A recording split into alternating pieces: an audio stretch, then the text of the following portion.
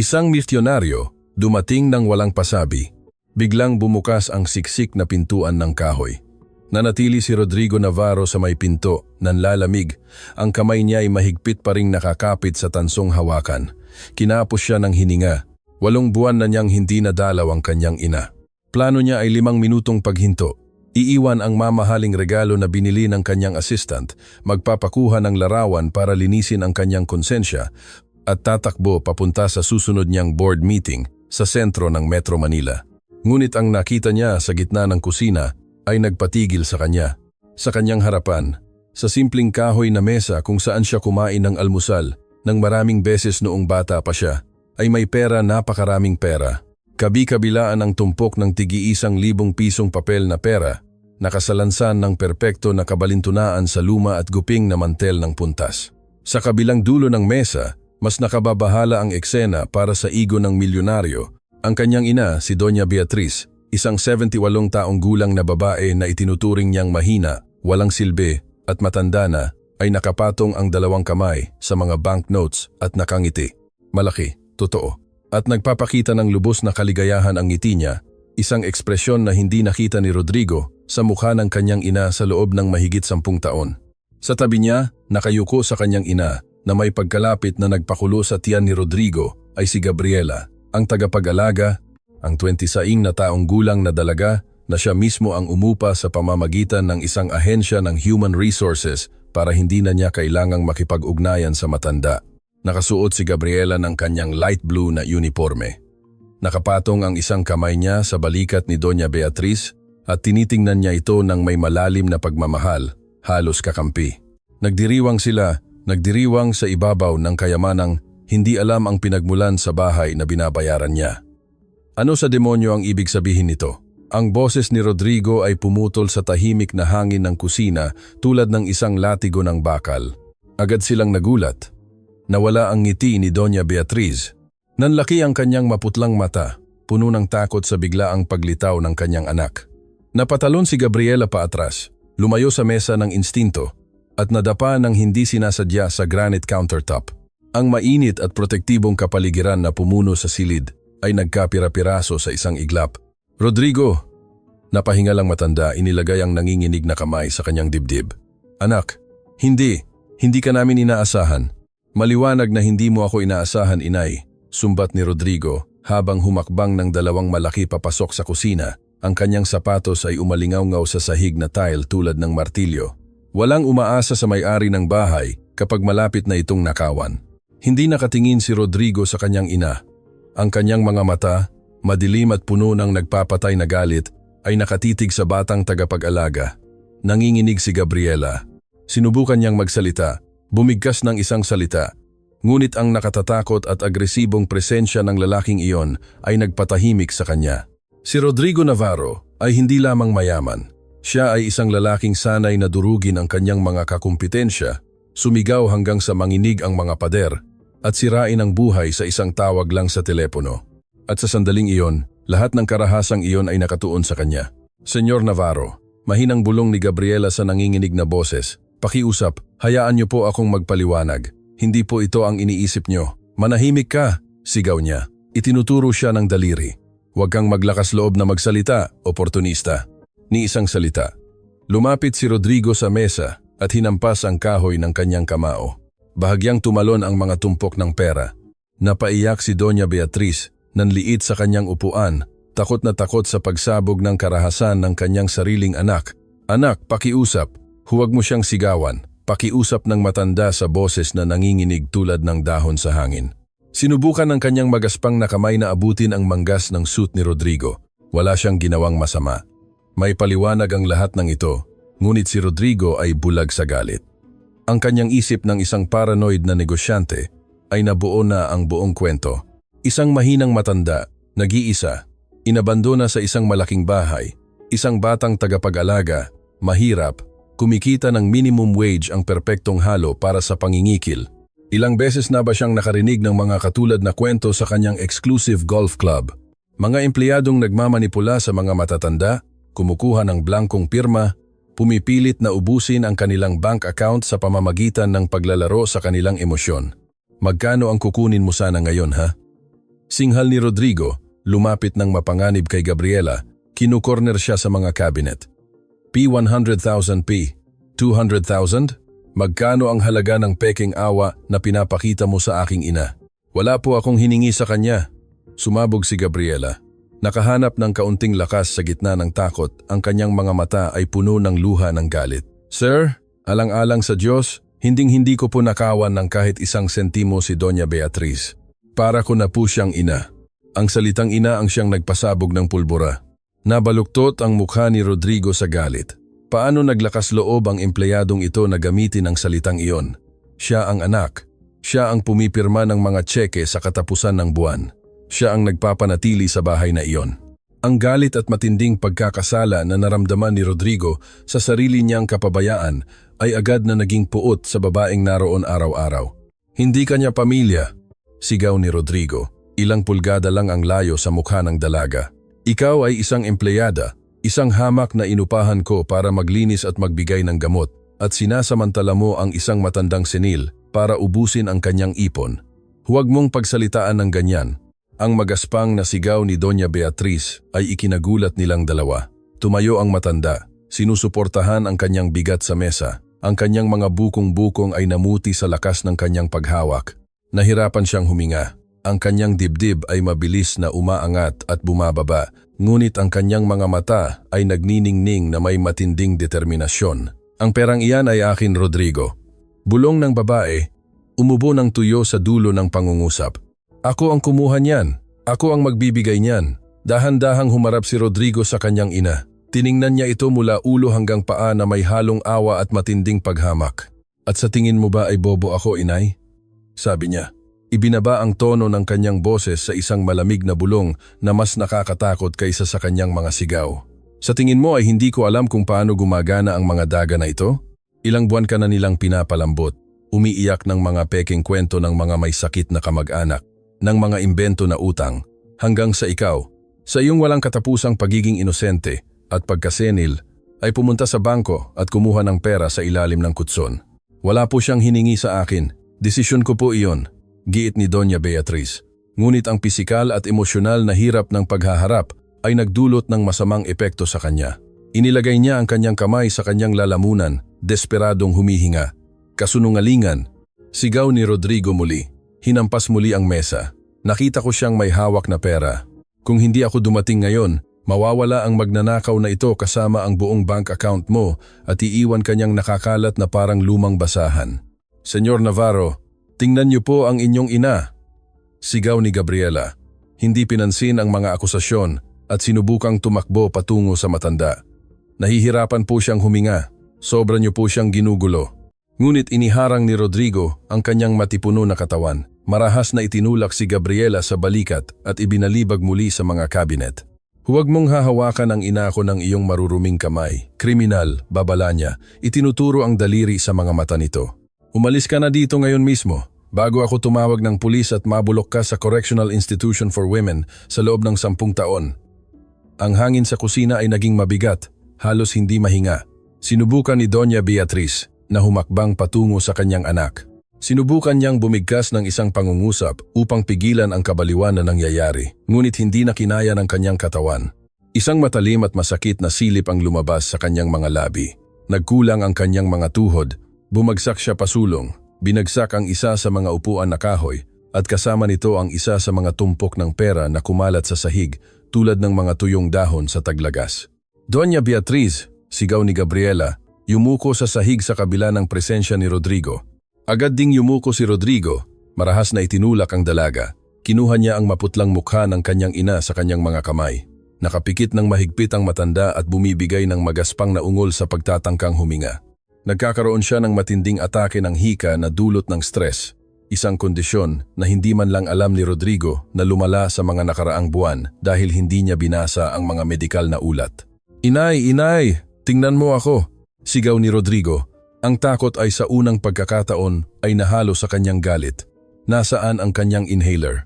Humarap siya kay Gabriela. Ang kanyang mga mata ay namumula. Nasaan ang kanyang gamot? Nasa kwarto niya po, sa night table.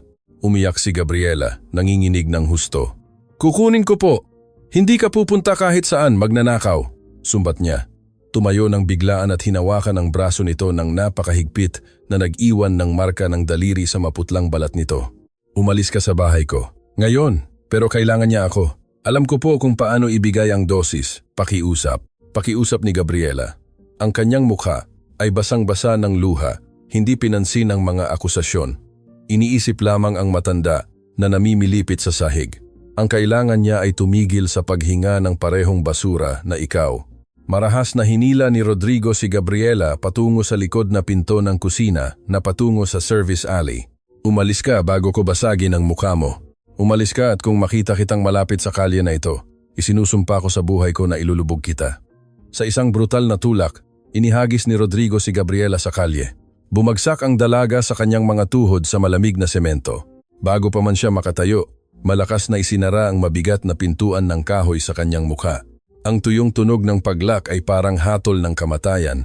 Sa loob, naiwan si Rodrigo Navarro na nag-iisa kasama ang kanyang naghihingalong ina sa sahig at libu-libong piso na nakakalat sa pagitan ng kanyang mga sapatos. Wala siyang naramdamang pagsisisi. Naramdaman niya na nailigtas niya lang ang kanyang ina. Naramdaman niya na ginawa niya ang tama. Naramdaman niya ang moral na pagiging nakatataas ng mayaman na kakatapos lang durugin ng isang parasito. Ang hindi alam ni Rodrigo habang nagmamadali siyang tumakbo patungo sa kwarto ng matanda para hanapin ang inhaler, ay kakatapos lang niyang gumawa ng pinakamatindi, pinakamalupit at hindi mapapatawad na pagkakamali sa kanyang buong buhay. Ang hatol ng milyonaryo. Ang tunog ng pilit na paghinga ni Doña Beatriz ay pumuno sa pasilyo habang tumatakbo si Rodrigo na parang baliw naghahanap ng gamot. Binuksan niya ang mga drawer ng night table ng kanyang ina. Inihagis ang mga bote ng gamot sa sahig.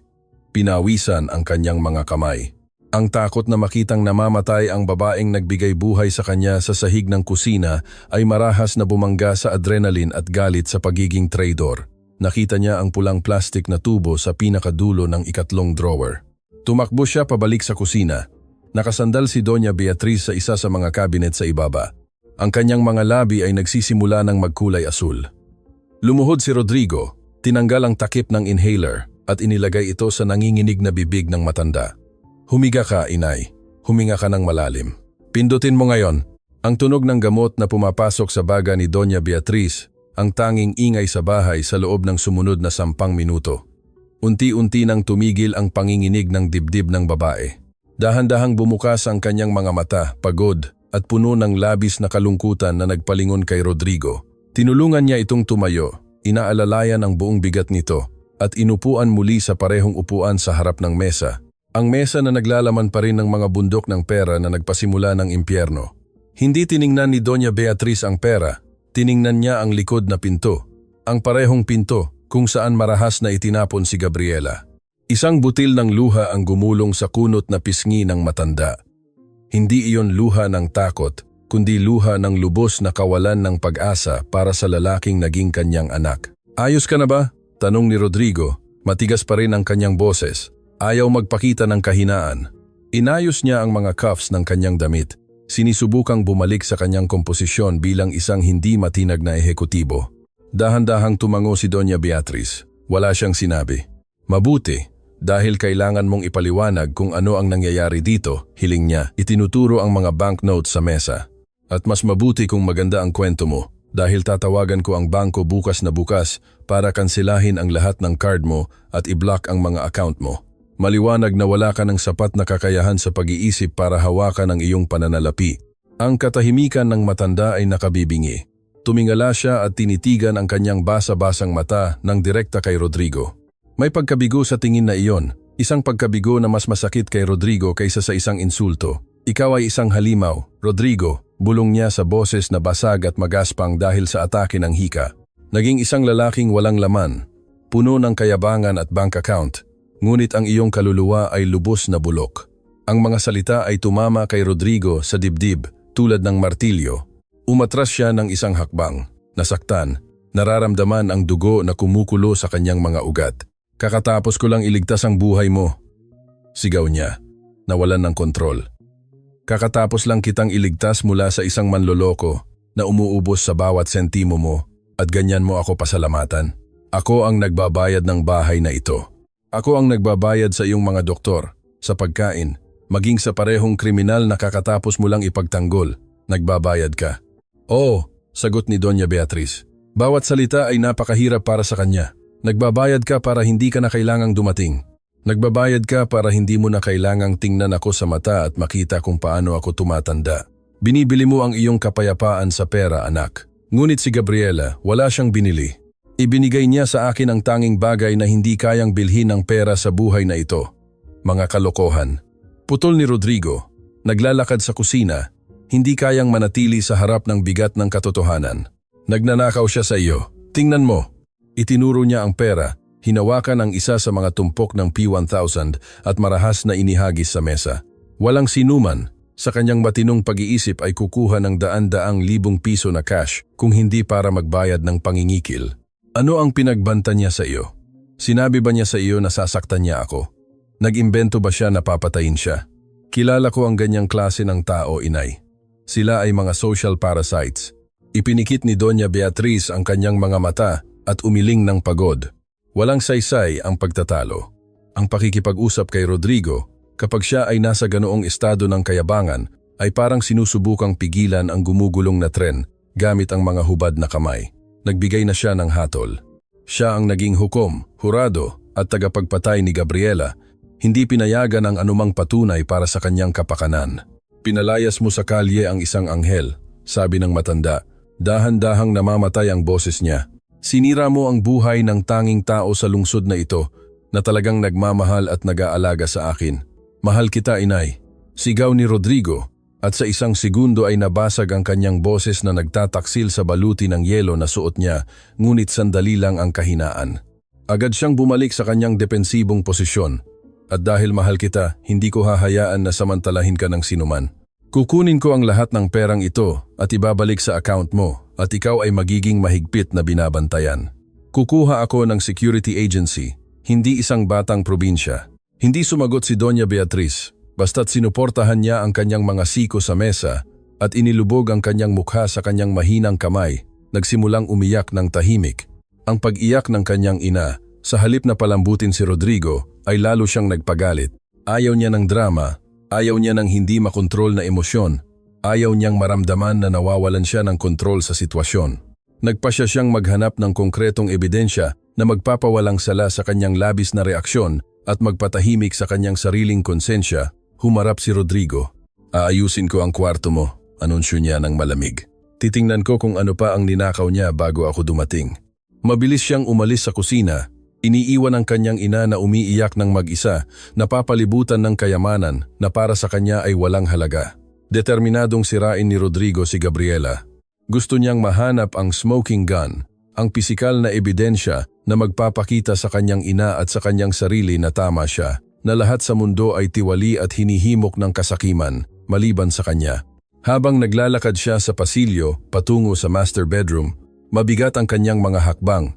Ang adrenaline ay bumababa at sa halip ay nagsimulang mamuo ang isang kakaibang pakiramdam ng pagkabagabag sa kanyang sikmura. Ang mga salita ng kanyang ina ay umalingaw-ngaw sa kanyang ulo, tulad ng mga kampana ng libing. Ikaw ay isang walang lamang lalaki. Marahas siyang umiling. Sinisubukang burahin ang pangungusap sa kanyang isip. Pumasok siya sa kwarto ni Doña Beatriz. Ito ay malinis na ayos na may lubos na detalye. Lahat ng ito ay gawa ni Gabriela, ngunit para kay Rodrigo, ito ay fasad lamang ng isang ekspertong kriminal na naghahanda para sa isang malaking pagnanakaw. Direkta siyang pumunta sa aparador. Binuksan ang mga pinto at itinulak ang mga damit ng kanyang ina sa isang tabi, hinahanap ang nakatanim na safe sa likod ng pader. Alam niya na doon inilalagay ni Doña Beatriz ang mga minanang alahas, dokumento at ilang cash. Nang inilipat niya ang huling hanay ng mga coat, bumilis ang tibok ng puso ni Rodrigo. Nakabukas ng malawak ang maliit na bakal na pinto ng safe. Nakasabit pa rin ang master key sa kandado. Lumuhod si Rodrigo sa harap nito, humihingal. Inilagay niya ang kanyang kamay sa loob ng madilim na espasyo. Naramdaman ng kanyang mga daliri ang malamig at walang lamang metal. Wala, bulong ni Rodrigo. Kinagat ang kanyang ngipin ng napakahigpit kaya't sumakit ang kanyang panga. Kinuha mo ang lahat. Isang madilim. Halos nakakabaliw ng ngiti ang lumitaw sa kanyang muka. Alam ko, hindi kailanman nagkamali ang kanyang instinto. Hindi lamang hinahabol ni Gabriela ang mga cash savings. Sinamsam na niya ang safe. Ngayon ay mayroon na siyang hindi matatawarang ebidensya. Ngayon ay maaari na siyang tumawag ng pulis ng may kumpiyansa. Tumayo siya ng biglaan, puno ng bagong mapanghiganting enerhiya. Pupunta siya sa kwarto ng kasambahay, ang kwarto kung saan iniiwan ni Gabriela ang kanyang mga gamit. Sigurado siya na makikita niya roon ang mga nakatagong alahas. Nagsisimula pa lang ang digmaan at kumbinsido si Rodrigo Navarro na nanalo na siya. Wala siyang kahit kaunting ideya na ang tunay na impyerno ay magsisimula pa lamang kapag nahanap niya ang nakalimutan ni Gabriela sa kanyang pagtakas isang simpleng gusot na papel na magbabago sa takbo ng kanyang buhay. Magpakailanman, kahihiyan sa pinto. Ang pagtama sa semento ay nagkasugat sa kanyang mga palad at tuhod, ngunit hindi naramdaman ni Gabriela ang pisikal na sakit. Ang tunay na kirot ay nasa kanyang dibdib, nakahiga sa sahig ng service alley, humihingal at nilalabo ang paningin ng mga luha. Agad siyang gumapang patungo sa mabigat na pintuan ng kahoy na kakatapos lang isara sa kanyang mukha. Hinampas niya ang kahoy ng kanyang nakakuyom na kamao, hindi pinansin ang sakit sa kanyang nasugatang balat. "Senyor Navarro, pakiusap," sigaw niya sa boses na punit ng pagkabigo. "Buksan niyo po. Wala akong pakialam kung paalisin niyo ako. Pero huwag niyo po siyang iwanang mag-isa. Hindi po kakayanin ng puso niya ang mga ganitong gulat. Alang-alang sa Diyos, pakinggan niyo po ako." Sa kabilang dulo, lubos ang katahimikan. Sa kalye, ilang kapitbahay na naglalakad ng kanilang mga aso ang tumigil sa tapat ng sidewalk, pinagmamasdan ang eksena ng may malaking pagkausyoso. Naramdaman ni Gabriela ang kahihiyan na nagbabaga sa kanyang mukha, ngunit wala siyang pakialam sa kanyang dignidad. 2 taon na niyang inaalagaan si Doña Beatriz araw at gabi. Alam niya ang bawat sakit nito, bawat takot nito sa gabi, at alam niya na ang atake ng hika na dulot ng takot ay maaaring nakamamatay para sa isang babae sa kanyang edad. Sa loob ng bahay, hindi naririnig ni Rodrigo ang mga pakiusap. Naglalakad siya ng padalos-dalos sa pangunahing pasilyo. Kumukulo ang dugo sa kanyang mga ugat. Ang pagtuklas ng walang laman na safe sa kwarto ng kanyang ina ay nagpatunay sa kanyang pinakamasamang paghuhusga.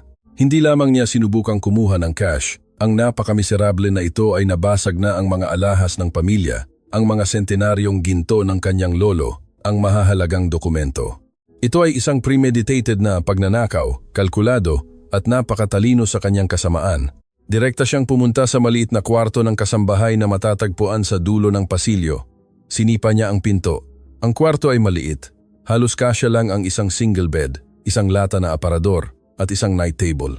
Pumasok si Rodrigo na parang bagyo.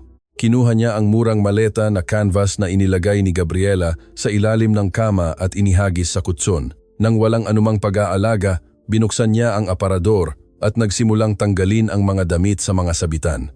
2 kupas na pantalon, ilang panglamig na nakakita na ng mas magandang araw, ilang sapatos na may sira na suwelas. Sa pilitan niyang isinaksak ang lahat sa maleta, dinudurog ito ng may pagkasuklam. Hinawakan niya ang bag sa isang kamay at naglakad pabalik sa likod na pinto. Sa labas, patuloy na umiiyak si Gabriela. Nakasandal ang kanyang noo sa malamig na kahoy. Bigla, kumalat ang metal na lock. Bumukas ng malakas ang pinto, halos muling matumba ang dalaga. Lumitaw si Rodrigo sa may pinto. Pinuno ang frame ng pinto ng kanyang nakakatakot na presensya. Ang kanyang mga mata ay 2 balon ng kadiliman at paghamak. "Kunin mo ang basura mo," sigaw niya. Inihagis ang maleta nang napakalakas kaya't tumama ito sa balikat ni Gabriela bago bumagsak sa sahig. Naghiwalay ang sirang zipper ng maleta sa pagtama. Bumukas ng malakas at kumalat ang mga simpleng gamit ng dalaga sa maruming sahig ng eskinita. Isang suklay, isang lumang Biblia na may lukot na pahina, ilang medyas at isang nakararaming larawan ng isang maliit na bata ang gumulong sa aspalto. Tiningnan ni Gabriela ang kanyang mga nakakalat na gamit na nanginginig. Ngunit hindi siya yumuko para pulutin ang mga ito. Tumingala siya sa milyonaryo, pinagsama ang kanyang mga kamay bilang tanda ng lubos na pagsusumamo. "Nagmamakaawa po ako, senyor. Tawagan niyo po ang doktor niya. Malamang po ay napakataas na ng presyo ni Doña Beatriz. Kung hindi niyo po ako papasukin, pakiusap, ipangako niyo po sa akin na hindi niyo po siya iiwanang mag-isa. Naglakas loob ka bang utusan ako magnanakaw?" Sumbat ni Rodrigo. Bumaba ng isang hakbang para i-corner siya sa dingding ng eskinita. Umalingaw-ngaw ang kanyang boses sa kalye. Sinisigurado na maririnig ng mga tsismosang kapitbahay ang lahat. "Nakita ko na ang safe sa kanyang kwarto. Nakita ko na binasag mo iyon." Kumurap si Gabriela, lubos na nalilito. Totoo ang takot sa kanyang mukha, ngunit si Rodrigo, nabulag sa kanyang sariling kayabangan, ay ipinalagay iyon bilang pagganap ng isang kriminal na na-corner. Ang safe utal niya, umiling ng mabilis. Senyor, hindi ko po alam kung nasaan ang susi ng safe na iyon. Hindi po ako pumapasok sa bahaging iyon ng aparador. Ipinapangako ko po sa buhay ng anak ko na wala po akong hinawakang hindi akin. Huwag mong isali ang anak mo sa usapang ito, ipokrita. Sigaw ni Rodrigo, ilang pulgada lang ang layo sa kanyang mukha. Tinaas niya ang kanyang braso at itinuro ang kalye. Ikaw ay basura. Kinuha mo ang tiwala ng isang matandang may sakit para nakawan siya habang wala ako. Akala mo ay napakatalino mo, ngunit nagkamali ka ng pamilya. Sisirain kita. Bukas na bukas ay darating ang pulis sa pintuan mo at isinusumpa ko na gagamitin ko ang pinakamagagaling na abogado sa bansa upang siguraduhin na kukunin sa iyo ang anak na iyan na isinusumpa mo ng walang kabuluhan. Ang isang magnanakaw ay hindi karapat-dapat maging ina. Iyon ang huling suntok. Ang banta na kukunin ng kanyang anak ay nagpatigil sa puso ni Gabriela. Nawala ang hangin sa kanyang baga. Ang purong takot ang pumalit sa kalungkutan. Tiningnan niya ang lalaking nakasuot ng suit na may relo na nagkakahalaga ng libu-libong piso na nagniningning sa sikat ng araw sa hapon at napagtanto niya na mayroon itong lubos na kapangyarihan upang durugin siya tulad ng isang insekto. Hindi niya kailangan ng ebidensya. Ang kanyang pera at impluensya ay sapat na upang ilubog siya. Pakiusap, wag niyo po akong gawin ito. Umiyak si Gabriela, lumuhod sa harap ng kanyang mga nakakalat na gamit. Ako po ay isang marangal na babae. Alam po ni Doña Beatriz ang totoo. Tanungin niyo po siya, pakiusap. Tanungin niyo lang po ang inyong ina. Wala sa sarili ang ina ko dahil sa basura na ipinasok mo sa kanyang utak, sabi ni Rodrigo.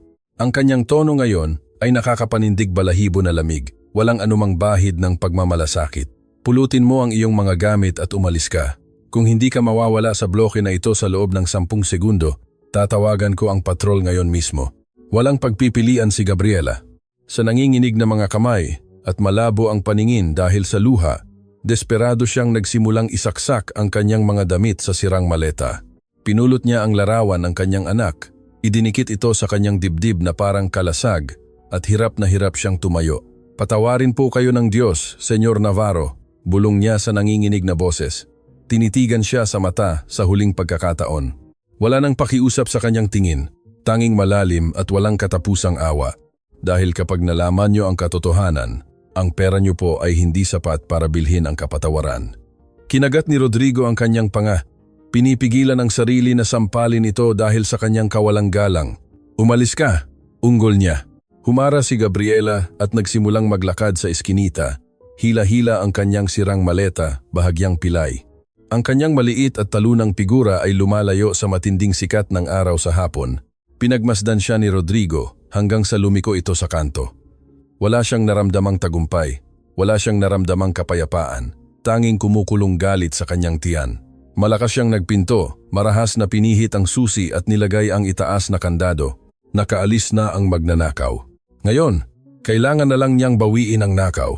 Ang walang laman na safe.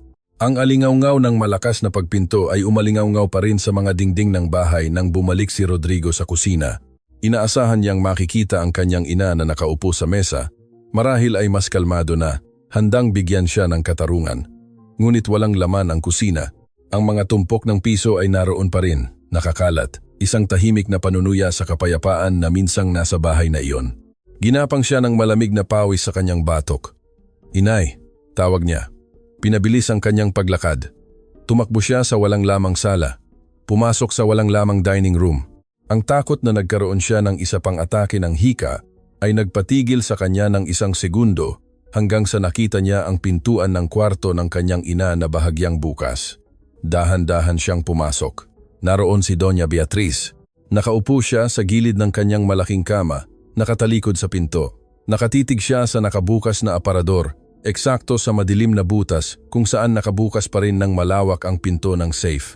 Hindi siya umiiyak, hindi siya gumagalaw. Ang kanyang posisyon ay nagpapahiwatig ng lubos na pagkatalo, na parang ang mga nakaraang minuto ay ninakawan siya ng 20 taon ng buhay ng sabay-sabay. Umalis na siya. Anunsyo ni Rodrigo mula sa may pinto. Sinisubukang panatilihing matatag ang kanyang tono. Ngunit ang kanyang sariling boses ay tila pilit. Sa gitna ng katahimikang iyon, pinalayas ko siya at hinding-hindi na siya makakatapak sa bahay na ito. Hindi humarap si Doña Beatriz para tingnan siya. Nakatitig pa rin ang kanyang mga mata sa pader. "Inay, tingnan mo ako," hiling niya, lumapit sa kama. Nakaalis na ang panganib. Pinagsabihan ko na ang kriminal na iyan sa ating buhay, ngunit kailangan mong sabihin sa akin ang totoo ngayon mismo. Nakita ko ang safe, nakita kong walang laman. Ano ang kinuha niya? Ang mga alahas ni Lola, ang mga titulo ng ari-arian. Kailangan kong malaman kung ano ang nawawala para i-report sa insurance at sa pulisya. Dahan-dahang humarap ang matanda. Ang kanyang mga mata, na dati ay puno ng liwanag ng kagalakan, ay ngayon ay nanlumo, kulay abo, walang anumang bakas ng pagmamahal. Tiningnan niya ang kanyang anak na parang nakakakita ng isang ganap na estranghero na sa pilitang pumasok sa kanyang tahanan. "Walang nawawala sa safe na iyon, Rodrigo," sabi niya. Ang kanyang boses ay halos isang tuyo na bulong, walang emosyon. Tanging ang katinuan ang nawawala sa bahay na ito, at iyon ay matagal mo nang nawala. Tigilan mo ang pagtatanggol sa kanya. Sumabog siya, hinahawakan ang kanyang buhok gamit ang dalawang kamay. Lubos na nawalan ng pasensya. Nakabukas ang safe, walang laman, at kakatapos ko lang makita ang oportunistang iyon na nagmamasa ng daan-daang libong piso sa harap mo. Huwag mo akong ituring na tanga. Saan niya itinago ang iba pang mga gamit?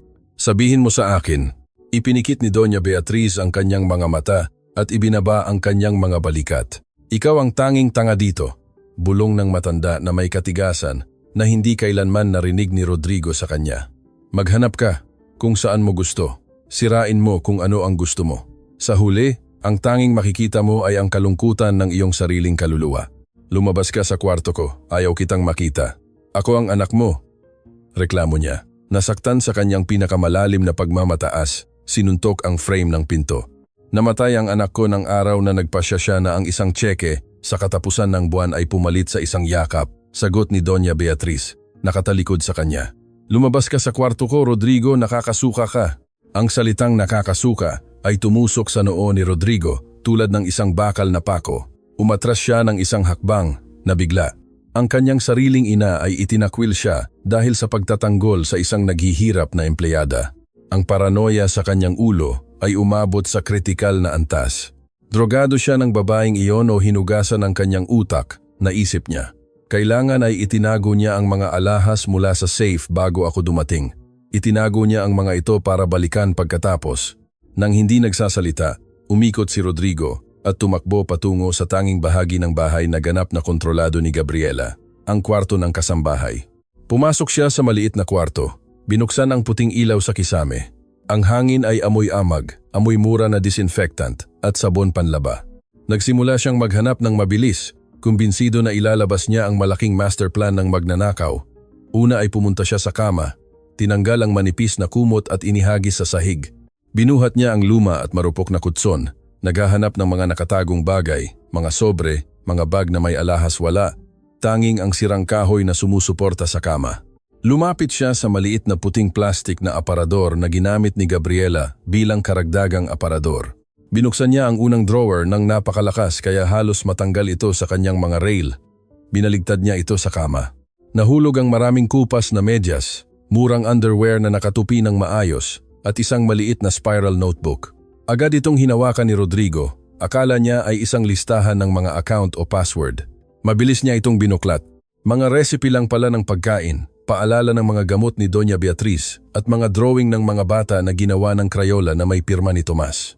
Inihagis niya ang notebook sa dingding sa galit. Binaligtad ang pangalawang drawer, ang pangatlo. Sinira niya ang kaunting kaayusan na mayroon ang dalaga sa kanyang miserable na buhay. Inalis niya ang pillowcase. Sinuri ang likod ng maliit na sirang salamin na nakasabit sa pako sa dingding. Wala talagang halaga.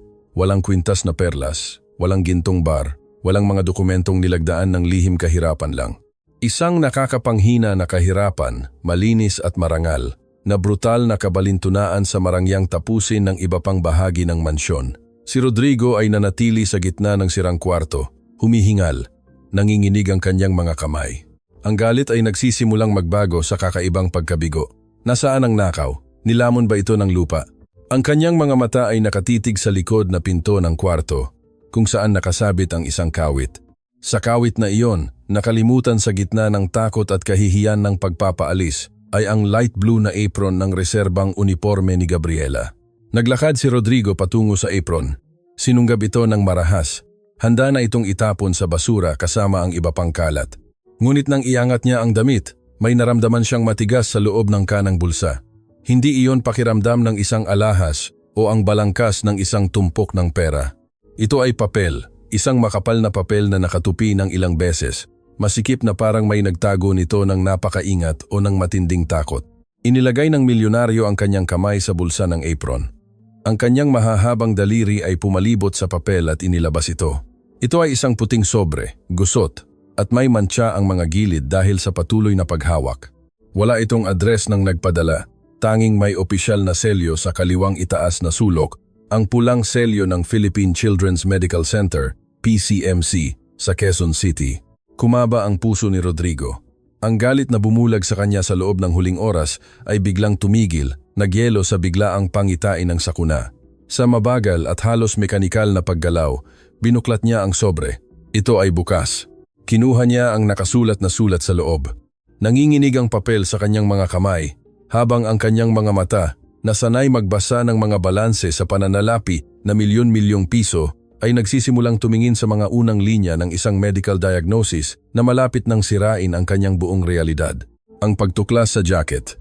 Ang katahimikan sa kwarto ng kasambahay ay lubos, mabigat at nakakasakal. Ang puting ilaw sa kisame ay nagliliwanag sa gulo na ginawa ni Rodrigo. Mga damit na nakakalat, mga drawer na nakabukas. Ang pagkapribado ng isang mahirap na babae ay niyurakan ng galit ng isang paranoid na milyonaryo.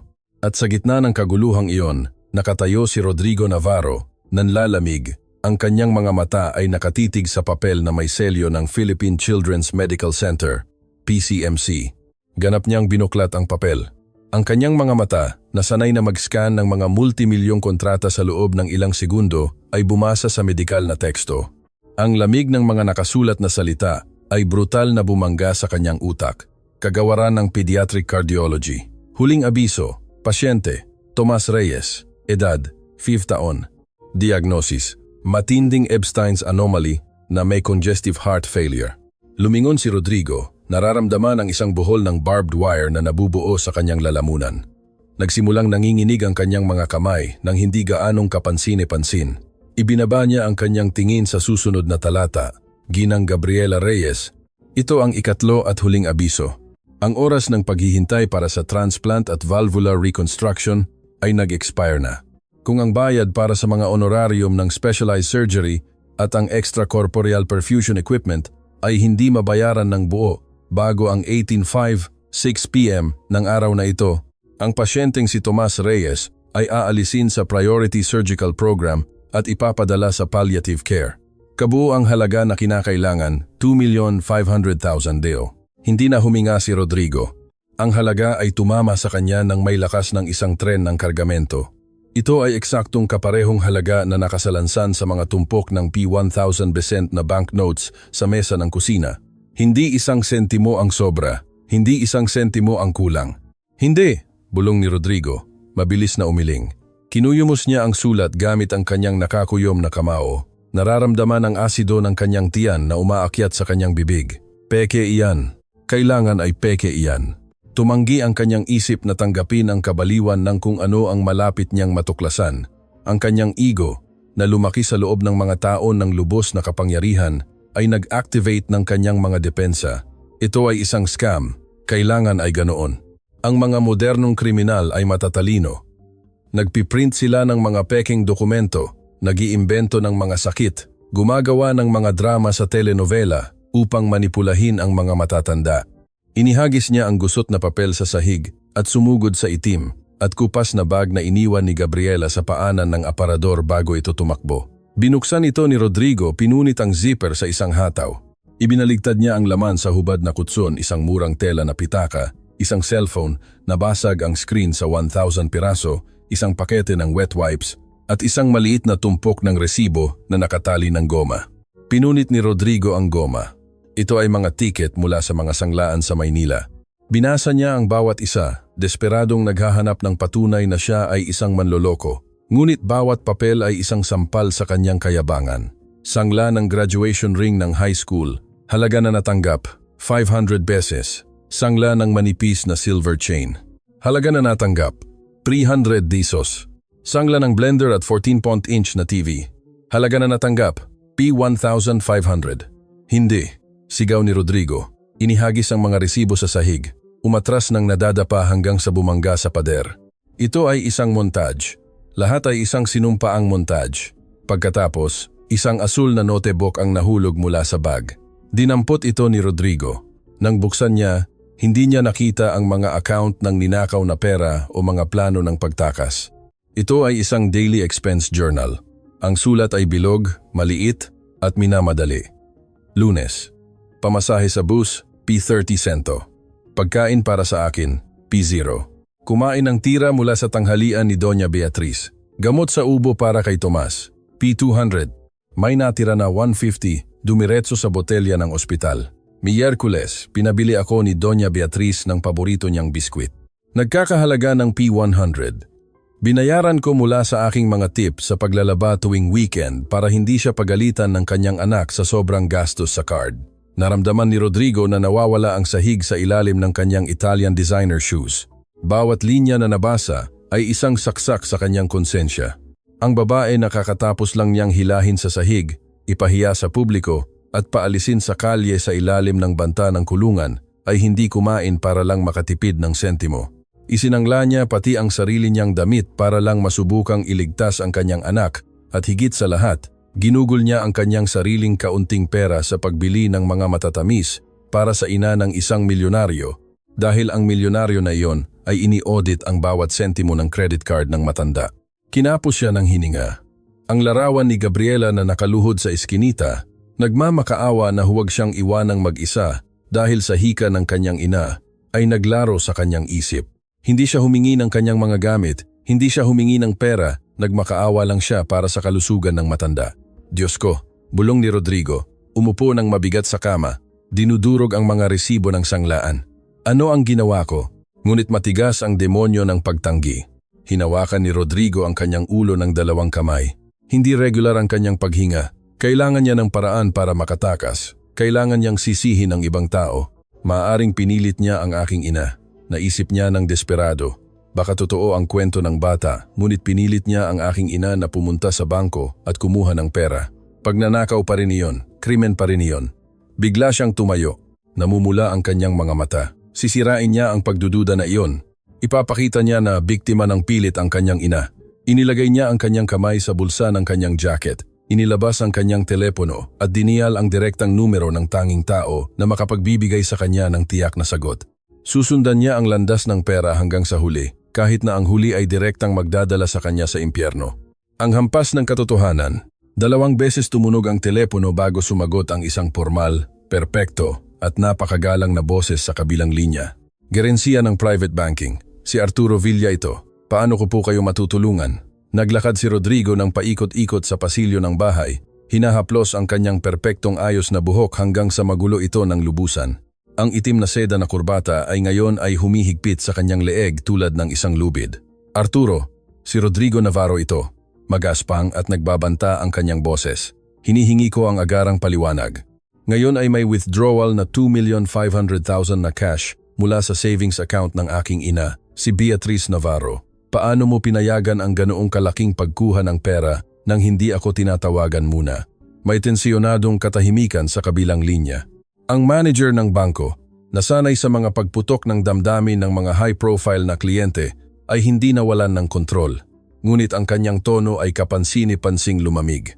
Senyor Navarro, ipinapaalala ko sa inyo na ang account kung saan ginawa ang withdrawal ay hindi isang joint account. Ito ay personal na trust ng inyong ina. Hindi kayo ang account holder.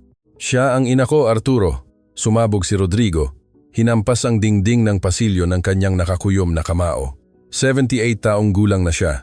Isang empleyado sa bahay na ito ang nag-psychologically kidnap sa kanya. Hinila siya sa iyong branch at pinilit siyang basagin ang kanyang account. Ito ay isang tahasang panloloko at idedemanda ko ang bangko kung hindi mo ibibigay sa akin ngayon mismo ang ebidensya na siya ay pinilit. Senyor Navarro, ipinapayo ko sa inyo na ibaba ang inyong tono. Ang sagot ni Arturo ay matalim na parang kristal. Walang kidnapping, walang pilitan, at ang empleyado na tinutukoy niyo ay hindi man lang tumapak sa pasilidad ng bangko. Nang hina ang mga binti ni Rodrigo, huminto siya sa harap ng isang antigong salamin na nagpapalamuti sa pasilyo. Ang kanyang refleksyon ay nagpakita ng isang maputla, baliw na lalaki na may takot na sumisilip sa kanyang mga mata. Ano? Ano ang sinasabi mo? Tanong niya. Ang kanyang boses ay nabasag sa unang pagkakataon. Nakita ko ang pera. Nakita ko sila sa kusina. Sasabihin ko sa inyo kung ano ang eksaktong nangyari, Senyor Navarro. Dahil wala kayong oras na kausapin ang sarili ninyong ina, sabi ng banker, tuluyan nang inabandona ang diplomatikong protocol. Si Doña Beatriz ay dumating sa bangko ng alas 9 ng umaga at dumating siya ng mag-isa. Naramdaman ni Rodrigo na nagyelo ang dugo sa kanyang mga ugat. Imposible iyan, hindi siya nagmamaneho. Hindi niya kayang maglakad ng malayo dahil sa hika. Umuupa siya ng pribadong ambulansya para sa medical transport, patuloy ni Arturo ng walang awa. Siya mismo ang nagbayad nito ng una pa 1 linggo na. Nang pumasok siya sa opisina ko, siya ay malinaw ang pag-iisip, matatag at lubos na determinado. Binalaan ko siya tungkol sa mga panganib ng pagdadala ng ganoong karaming cash. Nag-alok ako na gumawa ng bank transfer, isang manager's check, anumang mas ligtas na opsyon. Inilagay ni Rodrigo ang kanyang noo sa malamig na salamin ng salamin. Ang kanyang sariling hininga ay nagpalabo sa salamin. Bakit niya ginawa, Arturo? Bakit cash? Ang katahimikan ay mabigat tulad ng isang semento na slab bago sumagot ang banker dahil ang account ng ospital na pagbibigyan ng pera ay nakablock dahil sa kakulangan ng mga nakaraang pondo at tumatanggap lamang sila ng agarang bayad sa cash para palayain ang operating room. Ikinuwento sa akin ni Doña Beatriz ang lahat. Umiyak siya sa opisina ko, Senyor Navarro. Umiyak siya na parang bata. Minanipula siya, sinubukan ni Rodrigo sabihin. Ngunit ang kanyang boses ay halos isang malungkot na echo, isang bulong na walang pananalig. Hindi na siya mismo naniniwala sa kanyang mga kasinungalingan. Huwag ninyong linlangin ang inyong sarili para linisin ang inyong pagkakasala, putol ni Arturo ng may brutal na katigasan.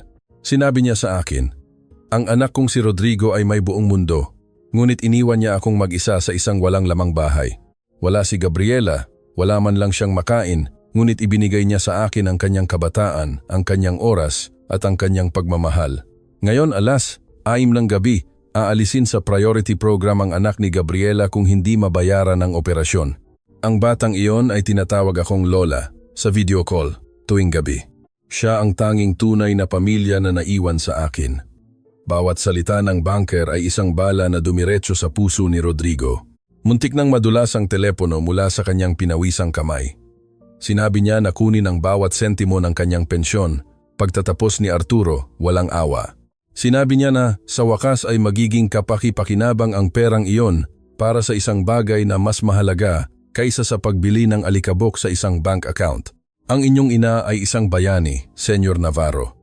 Kung naniniwala kayo na may krimen, ipadala niyo sa akin ang inyong mga abogado. Ako mismo ang magpapatotoo pabor kay Doña Beatriz. Magandang hapon. Naputol ang linya. Ang tono ng busy signal ay umalingaw-ngaw ng regular sa tenga ni Rodrigo, minarkahan ang mga segundo ng lubos na pagkawasak ng kanyang realidad. Ibinagsak niya ang telepono sa sahig. Hindi nabasag ang screen, ngunit ang kaluluwa ng milyonaryo ay ganoon. Dahan-dahan siyang lumingon, isinandal ang kanyang likod sa pader at nagpabagsak hanggang sa makaupo sa sahig na kahoy. Sinira niya ang lahat. Hindi magnanakaw si Gabriela, siya ay isang desperadong ina na malapit nang mawalan ng 5 taong gulang na anak. Hindi isang matandang sinilang kanyang ina, siya ay isang anghel na sinusubukang iligtas ang isang buhay gamit ang perang sobra sa kanya. At siya ay hindi ang tagapagligtas na tagapagtanggol ng pamilya. Siya ang halimaw. Ipinahiya niya ang isang ina na lumalaban para sa buhay ng kanyang anak. Hinila niya ito sa sahig, sinigawan niya ng masasamang salita. Binantaan niya ng kulungan, sinipa niya ang mga damit nito at sinira ang kanyang mga ari-arian. Tiningnan niya ang kanyang solid gold Rolex watch. Ang mga kamay ay nagpakita ng 4:15 ng hapon. Kung hindi mabayaran ang pera bago mag 6 p.m., ang pasyente ay ipapadala sa palliative care, ayon sa sulat mula sa ospital. Wala nang 1 oras at kalahati ang natitira at pinalayas niya si Gabriela sa kalye nang walang pera, walang bag, walang telepono. Ipinadala niya ito ng direkta upang makita ang kanyang anak na mamatay. Ninakawan siya ng tanging pagkakataon ng kaligtasan na ibinigay sa kanya ng kanyang sariling ina. Inihinga ni Rodrigo Navarro ang isang sigaw ng purong pagdurusa, hinawakan ang kanyang dibdib. Hindi makaya ang pisikal na sakit ng pagkakasala, ngunit walang oras para umiyak. Tumayo siya nang biglaan na may nagniningas na mata at nakakuyom na panga. Kailangan niyang hanapin ito, kailangan niyang pigilan ang trahedyang iyon o ang dugo ng inosenteng bata ay mamansahan ang kanyang mga kamay sa buong kawalang hanggan. Ang hatol ng isang ina, ang cellphone ay nakahiga sa kahoy na sahig na may iluminadong screen na nagpapakita ng pagtatapos ng tawag. Ngunit naramdaman ni Rodrigo Navarro na ang naputol ay ang kanyang sariling hininga. Ang takot, isang damdamin na hindi naranasan ng milyonaryo mula pa noong kanyang kabataan, ay bumalot sa bawat selula ng kanyang katawan. Tumayo siya ng padalos-dalos, nadadapa sa kanyang sariling mga paa at tumakbo sa pasilyo pabalik sa master bedroom. Nakabukas ang mga dobleng pinto. Nanatili si Doña Beatriz sa parehong posisyon, nakaupo sa gilid ng malaking kama, ang tingin ay nawawala sa walang laman na safe. Parang umikli siya na parang ninakawan siya ng pisikal na sakit at pagtataksil ng kanyang anak ng huling mga bakas ng sigla. Tumawid si Rodrigo sa may pinto, at sa unang pagkakataon sa kanyang buong buhay matanda, lubos na nawala ang kanyang pagmamataas. Nanghina ang kanyang mga tuhod at bumagsak siya ng mabigat sa alpombra sa paanan ng kanyang ina. Inay!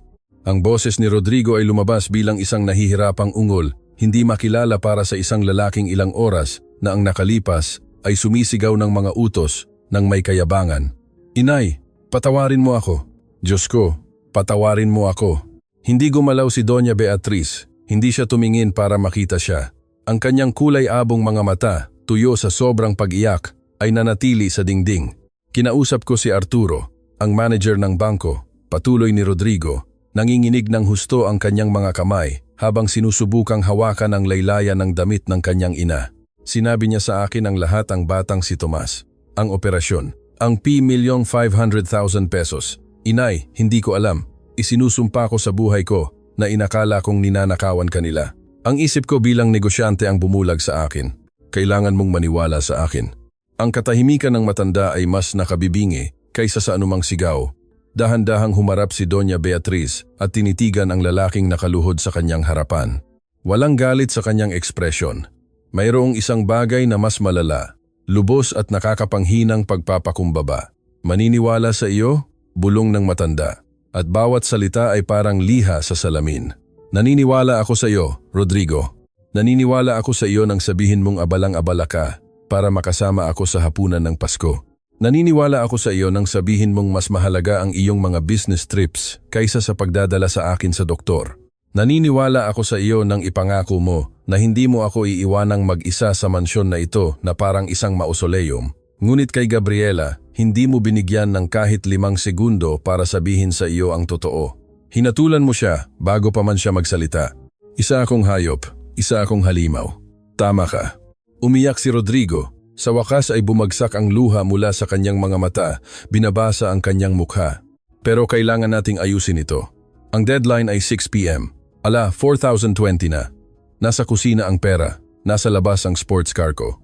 Maaari akong makapunta sa ospital. Sabihin mo sa akin kung saang branch naka-confine si Tomas. Sabihin mo sa akin ang numero ng kwarto. Umiling si Doña Beatriz. Inalis ang kanyang binti upang hindi mahawakan ng kamay ng kanyang anak. Ang pisikal na pagtanggi ay tumama kay Rodrigo na parang hampas. Hindi ko alam, sagot niya nang may lamig na nagpatayo ng balahibo. Ayaw kailanman ibigay ni Gabriela sa akin ang mga detalyeng iyon para hindi ako mag-alala sa pagpunta doon. Alam ko lang na ito ay ang Philippine Children's Medical Center, ngunit ang pangunahing branch ay nasa north at ang cardiology ay nasa south. 2 oras ang biyahe mula dito dahil sa matinding traffic. Kailangan ay may papel, isang mensahe. Sigaw ni Rodrigo ng desperado, tumayo ng biglaan. Ang sulat na nakita ko sa kanyang jacket ay hindi nagsasabi ng branch. Kinuha mo ang kanyang telepono, Rodrigo. Sinira mo ang kanyang maleta. Iniwan mo siya sa kalye nang walang 1 sentimo para sa taxi. Malamang ay tumatakbo si Gabriela patungo sa bus stop sa pangunahing abenida, sinusubukang makarating sa ospital nang naglalakad para makita ang kanyang 5 taong gulang na anak na mamatay. Alam niyang ang tanging pagkakataon para iligtas siya ay naiwan sa aking mesa sa kusina.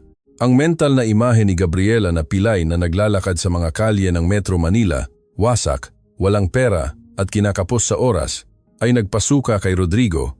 Hahanapin ko siya, sabi niya na may panga na, mahigpit na nakakuyumos. Sasakay ako sa kotse at lilibutin ko ang buong abinida hanggang sa maabutan ko siya. Hindi ka magliligtas ng sinuman. Rodrigo, putol ng kanyang ina sa boses na hindi tumatanggap ng anumang pagtutol. Ayaw mong iligtas ang batang iyon. Gusto mo lang iligtas ang sarili mong konsensya.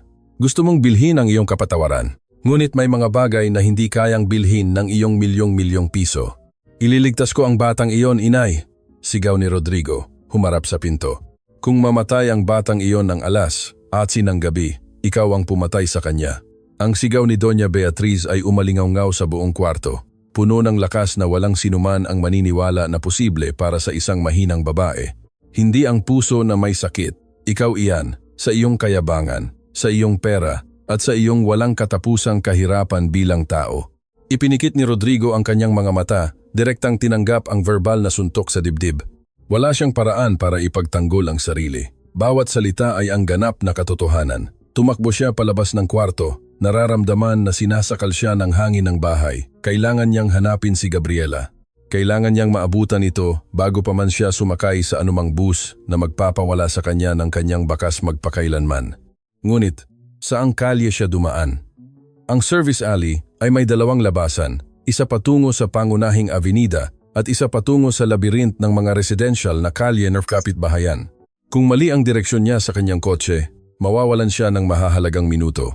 Kailangan niyang makita kung saan siya naglakad. Kailangan niyang makita ang mga panlabas na security camera. Ang pagkabunyag ng mga kuha. Pumasok si Rodrigo sa kanyang personal na opisina sa ground floor, isang silid na napapalibutan ng mga estante ng kahoy na mahogani at dinodomina ng isang tempered glass desk. Kinuha niya ang electronic tablet na kumokontrol sa high-tech na security system ng mansion mula sa charging base nito. Ang kanyang nanginginig at pinawisang mga daliri ay nag-type ng access password. Umilaw ang screen. Nahahati sa 16 na maliliit na kahon na nagpapakita ng bawat sulok ng ari-arian. Pinili ni Rodrigo ang kamera sa likod na eskinita at ini-rewind ang recording ng halos 30 minuto. Ang high-definition na imahe ay lumabas sa screen. Nakita niya ang kanyang sarili. Nakita niya ang kanyang sariling mukha na nabaluktot sa galit. Marahas na itinutulak si Gabriela sa kalye. Nakita niya kung paano nabasag ang maleta at kung paano gumulong ang mga simpleng gamit ng babae sa aspalto. Nakita niya si Gabriela na nakaluhod na nagmamakaawa. Bagamat walang audio ang video, mababasa ni Rodrigo ang kanyang sariling mga labi na naglalabas ng mga nakakalason na insulto. Sa unang pagkakataon sa kanyang buhay, nakita niya ang kanyang sarili mula sa labas. Nakita niya ang kanyang sarili bilang ang perpektong kontrabida, ang malupit na tirano na umaabuso sa kanyang kapangyarihan sa harap ng isang walang kalaban-laban na babae. Ang pagkasuklam sa sarili ay pinilit siyang umiling ng 1 segundo. Ipinasa niya ang video. Nakita niya si Gabriela na pinulot ang larawan ng kanyang anak. Idinikit ito sa kanyang dibdib at nagsimulang maglakad. Nilapitan ni Rodrigo ang imahe gamit ang kanyang mga daliri. Kaliwa, bulong niya na may kaunting ginhawa. Dumaan siya sa kaliwa patungo sa pangunahing avenida. Kung tatakbo ako, maaabutan ko siya bago dumaan ang intercity bus. Akala niya ay papatayin na niya ang tablet at tatakbo palabas nang aksidenteng nasagi ng kanyang daliri ang timeline ng player. Ibinabalik ang security system ilang buwan na ang nakalipas, direkta sa mga kamera sa loob ng bahay, partikular sa kamera ng main living room na may petsang Oktubre 12 ng nakaraang taon. Huminto ang imahe doon. Kinumot ni Rodrigo ang kanyang noo. Oktubre 12, kaarawan ng kanyang ina. Noong araw na iyon, nasa Miami siya. Nagtatapos ng isang corporate merger. Inutusan niya ang kanyang assistant na padalhan ang kanyang ina ng isang napakamahal na floral arrangement at isang kahon ng imported na tsokolate. Sinabi niya sa sarili na sapat na iyon. Hindi niya kayang pigilan ang morbid na pag-usyoso. Pinindot ni Rodrigo ang play button. Sa screen, madilim ang malaking sala ng mansyon. Walang bisita, walang luho. Nakaupo si Doña Beatriz ng mag-isa sa sofa. Yakap-yakap ang unan, nakatingin sa patay na telebisyon. Ang kanyang body language ay nagsisisigaw ng nakakapanghinang kalungkutan. Bigla, bumukas ang pintuan ng kusina. Pumasok si Gabriela sa sala. Hindi siya nakasuot ng kanyang asul na uniforme, kundi simpleng damit, ngunit malinis. May dala siyang maliit na cake mula sa panaderya na may isang nakasinding kandila. Pinanood ni Rodrigo nang nanlalamig sa harap ng screen kung paano lumuhod si Gabriela sa harap ni Doña Beatriz. Tinakpan ng matanda ang kanyang mukha ng kanyang mga kamay at nagsimulang umiyak, ngunit hindi iyon luha ng kalungkutan. Nang yakapin siya ni Gabriela, ngumiti si Doña Beatriz. Isang ngiting dalisay, nagniningning, tulad ng sinira ni Rodrigo. Wala pang isang oras ang nakalipas. Kinuha ni Gabriela ang kanyang cellphone na basag ang screen at inilagay ito sa center table. Aktibo ang isang video all. Sa security footage, malinaw na makikita ang maliit na screen ng cellphone. Si Tomas iyon, ang 5 taong gulang na bata na may oxygen na nakakonekta sa kanyang ilong mula sa isang hospital bed na kumakanta ng happy birthday sa ina ng milyonaryo. Inilapit ni Doña Beatriz ang kanyang mukha sa screen ng cellphone at hinipan ang kandila kasama ang bata habang hinahaplos ni Gabriela ang buhok ng matanda. Sila ay isang pamilya, isang tunay na pamilya na nabuo sa sakit, empatiya at tunay na pagmamahal, umiiral sa gitna ng marangyang kawalan na itinayo ni Rodrigo. Umatras si Rodrigo, bumangga sa mga estante ng kanyang sariling opisina. Muli siyang kinapos ng hininga, ngunit sa pagkakataong ito ay hindi adrenaline, kundi isang matinding sakit sa dibdib na nagpatupi sa kanya. Nahuli ng isang masokistik na pangangailangan na parusahan ang kanyang sarili, nagsimulang tumalon si Rodrigo mula sa petsa sa kasaysayan ng mga kamera. Disyembre 14, bisperas ng Pasko. Siya ay nasa Paris, nag-ski. Sa mga kamera, si Gabriela ay natutulog sa sahig ng kwarto ni Doña Beatriz sa ibabaw ng manipis na kumot, binabantayan ang paghinga ng matanda sa panahon ng pulmonya. Marso 17. Siya ay nagpa-party sa isang yate. Sa mga kamera, hinahaplos ni Gabriela ang namamaga na mga binti ni Doña Beatriz habang pareho silang tumatawa nang malakas na nanonood ng isang lumang telenovela sa telebisyon. Ang bawat videoclip ay isang martilyo na dumiretso sa kabaong. Sa loob ng 2 taon, si Gabriela ay naging anak na babae na nawala kay Doña Beatriz nang puno ang mga bulsa ni Rodrigo ng pera. Hindi nagnakaw si Gabriela sa kanyang ina. Siya, si Rodrigo Navarro, ang nagnakaw sa kanyang sariling ina ng karapatang magkaroon ng presenteng anak. At ngayon, bilang bayad sa pag-aalaga sa matanda, hinatulan ni Rodrigo ng kamatayan ang anak ni Gabriela. "Ako iyon!" Sigaw ni Rodrigo sa kalungkutan ng kanyang opisina, hinawakan ang kanyang ulo, hinila ang kanyang sariling buhok. "Ako ang basura. Ako ang parasito." Kinuha niya ang tablet at inihagis ng buong lakas sa dingding. Nagkapira-piraso ang salamin, umulan sa Persian rug. Ganap na bumagsak ang Iceman. Lumuhod si Rodrigo sa gitna ng kanyang marangyang opisina, umiiyak ng malakas, naglalabas ng mga sigaw ng purong sakit, nakakapunit ng puso. Sinunog ng luha ang kanyang mukha. Lahat ng kanyang kayamanan, ang kanyang mga kumpanya, ang kanyang mga customized suits at ang kanyang mga account sa Switzerland ay tila ang pinakawalang silbi at nakakapandiri sa universo. Walang saysay ang kanyang milyong-milyong piso kung hindi niya kayang ibalik ang oras ng 60 minuto. Ang orasan sa dingding na gawa sa mahogany ay tumunog ng malalim. Alas 4:20 na ng hapon. Mayroon na lamang 1 oras at kalahati bago alisin si Tomas sa transplant list. Ang instinct ng survival o marahil, ang huling bakas ng desperadong sangkatauhan ay na-activate sa utak ni Rodrigo. Pinunasan niya ang kanyang mga luha gamit ang manggas ng kanyang Italian silk shirt, dinidiskartahan ito ng sipon at pawis. Tumayo siya. Ang kanyang tingin ay hindi na tingin ng isang mayabang na negosyante, kundi tingin ng isang lalaking handang dumaan sa impyerno para tubusin ang kanyang kaluluwa. Tumakbo siya patungo sa kusina. Ang mga tumpok ng P1000 bese ay naroon pa rin, nakakalat sa mesa, na dumihan ng kamakailang trahedya. Kinuha ni Rodrigo ang isang tela na bag mula sa supermarket na nakakalat sa isang upuan at nagsimulang isaksak ang pera nang pinupuno ang bag nang hindi alintana ang kaayusan. Pilibiin, 7,500,000 na nagbabaga sa kanyang mga kamay tulad ng pulang-pula na baga. Lumabas siya sa parehong likod na pinto kung saan niya pinalayas si Gabriela. Tumama sa kanyang mukha ang sikat ng araw sa hapon. Kinuyumos niya ang susi ng kanyang sports car sa kanang kamay. Idadrive niya ang pangunahing avenida na parang baliw.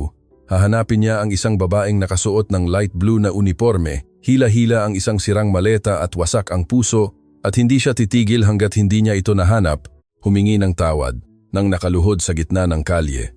at ibibigay sa kanya ang perang magagarantiya ng buhay ng kanyang maliit na anak. Ang karera laban sa kamatayan. Umugong ang makina ng German sports car na parang isang nasugatang hayop nang ihulog ni Rodrigo ang kanyang paa sa accelerator. Nag-ingay ang mga gulong sa aspalto ng eksklusibong kapitbahayan, nag-iiwan ng itim na marka ng pagkabigo. Sa passenger seat, ang murang tela na bag mula sa supermarket ay tumatalbog sa bawat lubak, naglalaman ng 2,500,000 na ngayon ay nagre-representa ng pagkakaiba sa pagitan ng buhay at kamatayan ng isang inosenteng bata. Ang digital clock sa dashboard ay nagniningning na may pulang ilaw na walang awa. 4:38 p.m., 1 oras at 22 minuto na lang. Kinuha ni Rodrigo ang unang rotonda sa isang bilis na parang magpapakamatay, hindi pinansin ang mga stop sign at ang mga busina ng ibang driver. Namuti ang kanyang mga buko-buko sa lakas ng kanyang paghawak sa manibela na gawa sa kamay na balat. Maikli at magaspang ang kanyang paghinga, halos parang hika. Ang mga imahe mula sa security camera ay naglaro sa kanyang isip sa isang walang katapusang torture loop. Yakap ni Gabriela ang kanyang ina, ang bata na humihip ng kandila sa screen, ang kanyang sariling mukha na nabaluktot sa galit na sumisigaw sa eskinita. "Sagutin mo! Sagutin mo!" Sigaw ni Rodrigo. Hinahampas ang touchscreen ng kanyang kotse. Sinusubukang tawagan ang switchboard ng Philippine Children's Medical Center sa pamamagitan ng hands-free system. Salamat sa pakikipag-ugnayan. Sa kasalukuyan, lahat ng aming operator ay abala. Mahalaga sa amin ang inyong tawag. Tinatayang oras ng paghihintay. 10 minuto.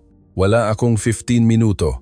Sigaw niya. Hinampas ang manibela ng kanyang nakakuyom na kamao hanggang sa masaktan siya. Ako si Rodrigo Navarro. Mayroon akong pera. Huwag ninyo siyang i-disconnecta. Ngunit ang sumagot lamang ay ang automated hold music. Pinutol niya ang tawag sa isang hampas. Ang pangunahing highway ay bumukas sa kanyang harapan at pagkatapos ang pinakamasahol sa impyerno ay nagpakita sa kanyang mga mata. Isang dagat ng pulang ilaw ng preno. Isang aksidente, 3 kilometers ang layo, ay ganap na nagpatigil sa pangunahing abenida na nagkokonekta sa north at south ng Metro Manila. Libu-libong kotse ang naipit, bumper to bumper, bumubuo ng isang hindi malalampasang harang na metal. Kumaba ang puso ni Rodrigo. Bigla siyang nagpreno, huminto ilang sentimetro mula sa bumper ng isang kargada na truck. Hindi. Ngayon hindi. Diyos ko, ngayon hindi. Pakiusap niya sa nanginginig na boses. Tiningnan niya ang orasan, 4:51 p.m. Nawawalan ng oras tulad ng buhangin sa kanyang mga daliri. Pinihit niya ang busina ng hindi binibitawan, isang nakabibingi at naghihingalong tunog na nahalo sa kaguluhan ng lungsod. Ngunit walang gumalaw, walang mapupuntahan. Naipit siya sa kanyang sariling P5 milyong luxury cage. Tumingin siya sa kanan. Ang eksklusibong lane para sa mga articulated bus ay libre, hiwalay ng maliliit na bloke ng semento. Ito ay ilegal, mapanganib. Mawawala ang bumper ng kotse sa pagtawid. Wala siyang pakialam. Bigla siyang pinihit ang manibela at pinabilis ang takbo. Nakakatakot ang tunog ng metal na kumakalat sa semento. Nawasak ang ilalim ng luxury car. Ngunit nagawa ni Rodrigo na ipasok ang sasakyan sa eksklusibong lane. Pinabilis niya muli ang takbo. Nararamdaman ang isang segundo ng sakit na pag-asa. Nagtagal ito ng eksaktong 300 metro. Isang malaking pulang bus ng pampublikong sistema ng transportasyon ang nakatigil sa susunod na istasyon, ganap na humaharang sa daanan. Nakabukas ang mga pinto, daan-daang tao ang dahan-dahang sumasakay at bumababa. Biglang nagpreno si Rodrigo, muntik nang bumangga sa likod ng bus. Alas, 5:02 p.m. na, wala pang isang oras. Narealize ni Rodrigo Navarro, ang lalaking kumokontrol sa mga board of directors, na bumibili ng mga kumpanya sa isang pirma at naniniwala na ang buong universo ay umiikot sa kanyang tsekera, ang kanyang lubos at walang kabuluhang kaliitan. Hindi kayang bilhin ng pera ang oras, hindi kayang ilipat ng pera ang napakaraming traffic. Ang takot ay naging purong adrenaline ng survival. Pinunit niya ang itim na sedan na kurbata mula sa kanyang leeg, na parang ahas na sumasakal sa kanya at inihagis sa likod na upuan. Kinuha niya ang tela na bag mula sa supermarket, hinawakan ng mahigpit ang mga banknotes sa kanyang dibdib ng may labis na lakas. Pinatay niya ang makina, iniwan ang mga susi, iniwan ang P5 milyong kotse na inabandona sa gitna ng pinakaabalang avenida ng lungsod na bukas ang pintuan ng driver. Wala siyang pakialam kung manakaw ito, wala siyang pakialam kung masunog ito, wala nang material na halaga. Tinapak ng milyonaryo ang maruming aspalto at nagsimulang tumakbo. Tumakbo siya sa eksklusibong lane, iniiwasan ng mga tao na nakatingin sa kanya na parang baliw. Isang lalaking nakasuot ng designer suit na pinagpapawisan, nang husto na may mukha na namumula sa pag-iyak, yakap-yakap ang isang tela na bag na parang sarili niyang anak. "Tao po, pakiusap," sigaw niya, itinutulak ang mga pedestrian sa sidewalk. Ang langit ng Metro Manila, na palaging hindi mahulaan, ay biglang kumulimlim. Isang malalim na kulog ang nagpatunog sa mga gusaling ladrilyo at isang malamig, mabigat at matalim na ulan ang nagsimulang bumuhos ng walang awa. Sa loob ng ilang segundo, dumikit ang puting kamiseta ni Rodrigo sa kanyang balat. Ang tubig ay nahalo sa luha sa kanyang mukha. Ang kanyang sapatos na gawa sa Italian leather, na dinisenyo para sa mga karpet ng opisina at eksklusibong restaurant, ay nadulas sa isang latian ng langis at putik. Lumuhod si Rodrigo sa sahig. Brutal ang pagtama. Pinunit ng aspalto ang tela ng kanyang pantalon at ang balat ng kanyang mga tuhod, eksaktong katulad ng ginawa niya kay Gabriela sa service alley. Ang pisikal na sakit ay nagpatigil sa kanya ng isang segundo. Hinahampas ng ulan ang kanyang likod. Gusto niyang sumuko. Gusto niyang manatili doon at hayaan ang pagkakasala na kainin siya. Ngunit pagkatapos ay narinig niya sa kanyang isip nang malinaw at malinaw ang boses ng kanyang ina. "Kung mamatay ang batang iyon ng alas, atsing ng gabi, ikaw ang pumatay sa kanya. Hindi ang puso na may sakit, ikaw iyan." "Hindi!" sigaw ni Rodrigo sa kulay abong langit. Tumayo siya ng padalos-dalos, hindi pinansin ang dugo na dumudulas sa kanyang mga binti. Hinawakan niya ang bag sa kanyang dibdib na nadumihan ng putik at patuloy na tumakbo. Ang kanyang paghinga ay isang masakit na silip. Ang kanyang mga baga ay nagbabaga na parang lumulunok siya ng apoy. Hindi pa siya nakakatakbo ng higit sa ilang metro sa isang air-conditioned na gym at ngayon ay tinatawid niya ang timog ng lungsod nang naglalakad sa gitna ng isang bagyo sa pinakamahalagang karera ng kanyang buhay. Ang karera laban sa oras. 5:28 p.m. Kalahating oras, 30 sinumpaang minuto. Dumating si Rodrigo sa intersection ng EDSA at ang kalye ng ospital. Bumaba ang ulan sa isang malamig na ambon, ngunit siya ay basang-basa. Ang kanyang suit ay wasak, nadumihan ng putik at dugo, madulas ang kanyang sapatos. Ang mga tao sa kalye ay umiiwas sa kanya. Iniisip na siya ay isang pulubi o isang magnanakaw na tumatakas sa pulisya. Ang maringal na gusali ng Philippine Children's Medical Center, PCMC, ay nakatayo 4 na bloke ang layo, nakakaakit, nililiwanagan ng mga puting ilaw na naghihiwa sa hamog ng hapon. Malapit na, malapit na. "Kapit lang Tomas, kapit lang, pakiusap." Dasal ni Rodrigo ng malakas, inuulit ang pangalan ng bata na parang isang sagradong mantra. Isang mantra para hindi mabaliw. Tumakbo siya ng pilay. Ang sakit sa kanang tuhod ay halos hindi makaya, ngunit ang takot na mahuli ay nagpapamanhid sa kanyang mga pandama. Nasaan kaya si Gabriela? Dumating na kaya siya sa ospital? Nasa loob ba siya sa reception? Nagmamakaawa ng nakaluhod para sa isang extension na hindi ibibigay ng malamig na patakaran sa koleksyon. Dumating siya sa pangunahing rampa ng emergency.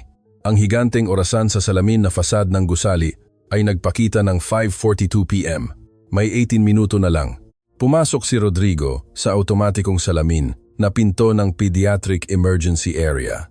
Ang kontrast ng lamig ng kalye sa sterile na init ng ospital ay tumama sa kanyang mukha.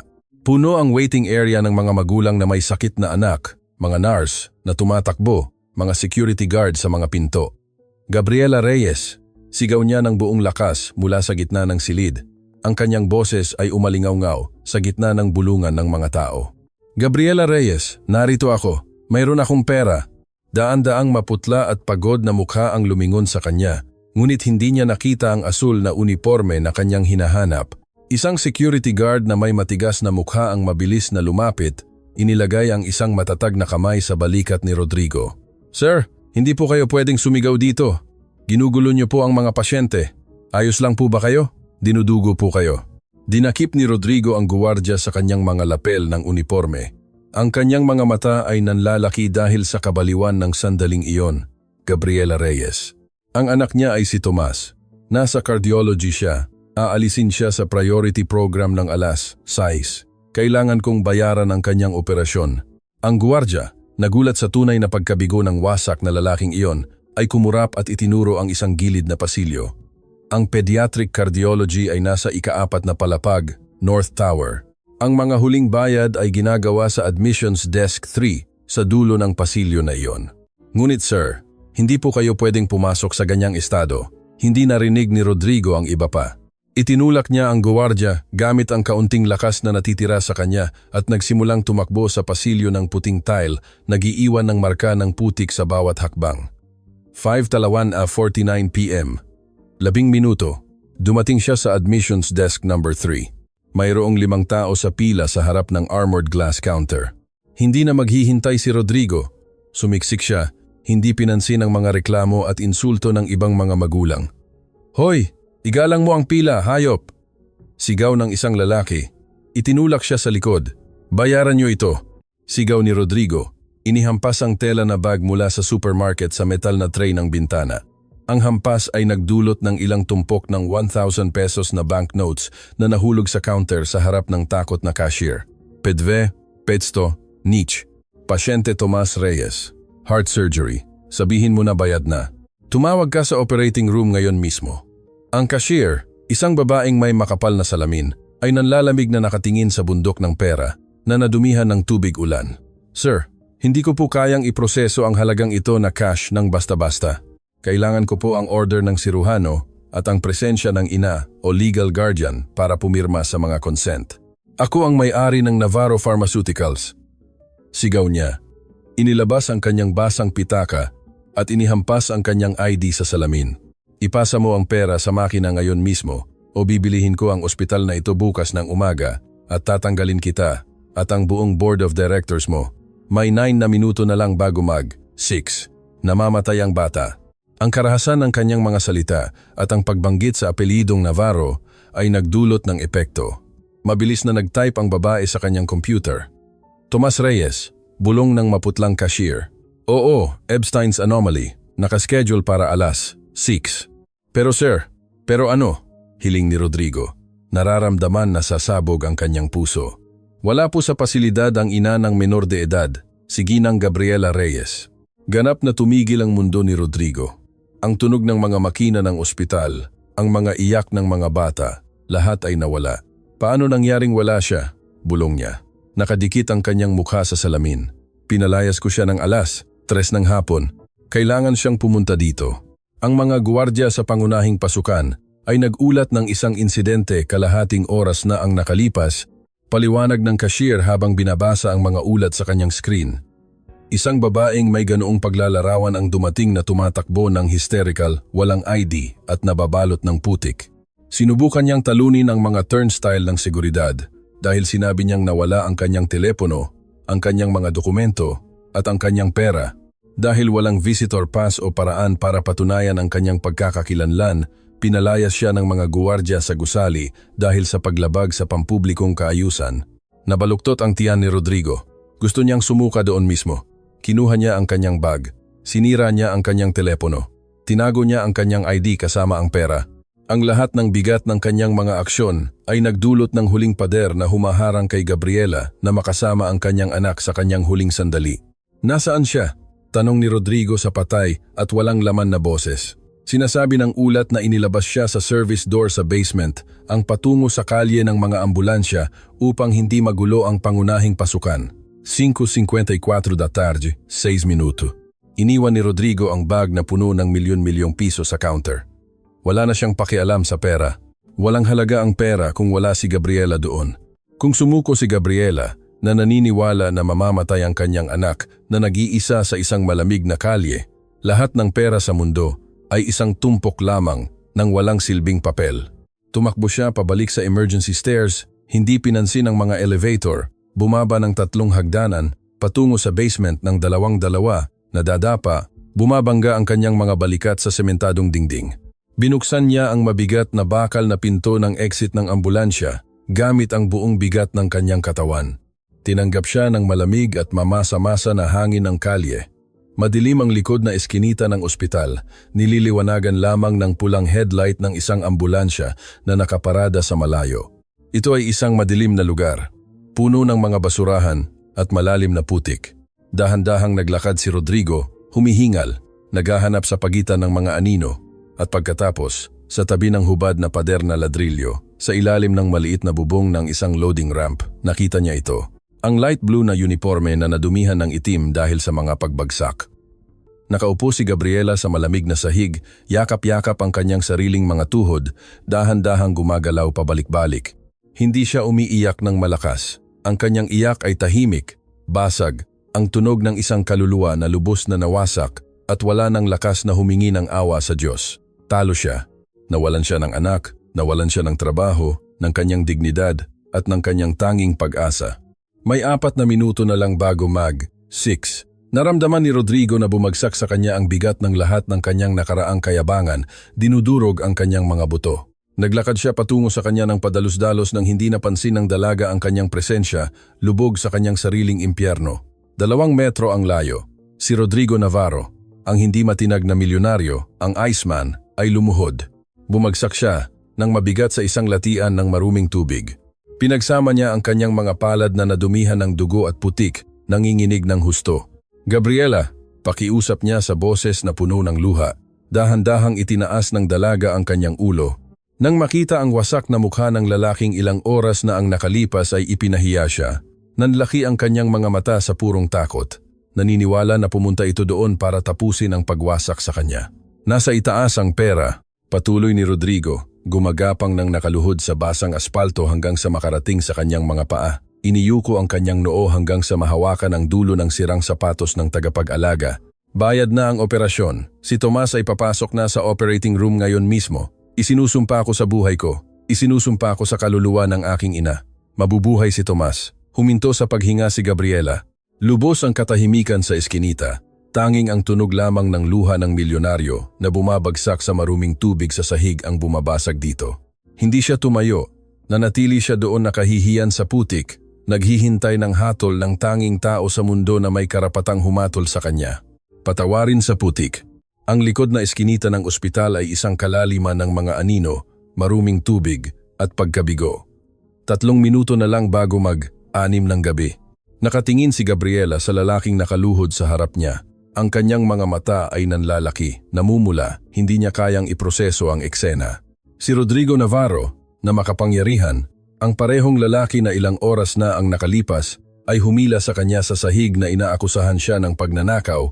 Ngayon ay lubog sa putik na may wasak na designer suit, umiiyak na parang isang nawawalang bata at nagmamakaawa para sa kanyang kapatawaran. Ano? Ano ang sinasabi mo? Utal ni Gabriela. Ang kanyang boses ay isang marupok na hibla na malapit ng maputol. Umatras siya ng instinto, idinikit ang kanyang likod sa malamig na pader na ladrilyo. Akala niya ay isang bitag iyon, isang bagong anyo ng pagpapahirap mula sa malupit na lalaking iyon. Huwag po kayong maglaro sa akin, pakiusap. Huwag po kayong maglaro sa buhay ng anak ko. Hindi ito laro, Gabriela.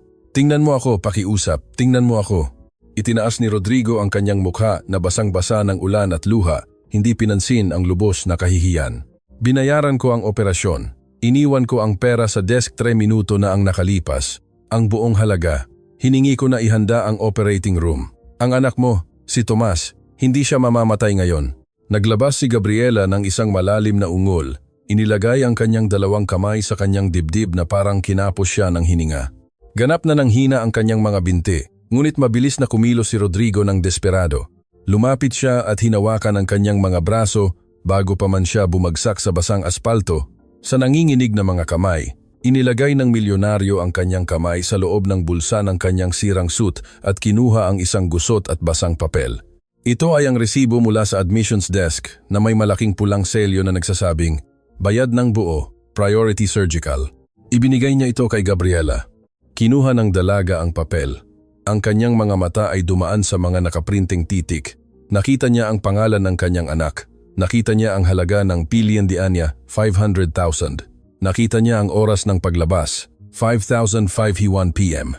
Isang nakakapunit na sigaw ang lumabas sa lalamunan ni Gabriela. Hindi iyon sigaw ng sakit kundi ang paglaya mula sa buwan ng pagdurusa, mga gabing walang tulog, gutom at lubos na takot.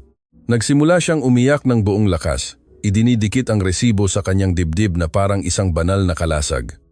"Anak ko, si Tomas ko, Humihikbi siya habang nakatingin sa kulay abong langit, lubos na walang pakialam sa lalaking humahawak sa kanya. Diyos ko! Salamat! Salamat! Ibinaba ni Rodrigo ang kanyang ulo. Nararamdaman na bawat luha ng kagalakan ng babaeng iyon ay isang hampas sa kanyang sariling konsensya. Hindi siya tagapagligtas, halos siya ang berdugo. Patawarin mo ako! Bulong ni Rodrigo sa basag na boses. Hindi naglakas loob na tingnan siya sa mata. Bulag ako. Isa akong miserable. Kinuha ko ang lahat sa iyo, ipinahiya kita. Sinabi sa akin ng aking ina, ang totoo. Nakita ko ang mga video. Nakita ko kung paano mo siya inaalagaan. Nakita ko si Tomas na kumakanta ng kaarawan. Inabandona ko siya sa loob ng maraming taon at binigyan mo siya ng pamilya. Binigyan mo siya ng pagmamahal at ako, na parang isang hayop, muntik nang pumatay sa tanging nilalang na mahalaga sa iyo. Ibinaba ni Gabriela ang kanyang tingin sa lalaking nakaluhod sa putik. Ang galit na dapat niyang naramdaman sa kanya ay nawala, napalitan ng pagmamadali ng isang ina.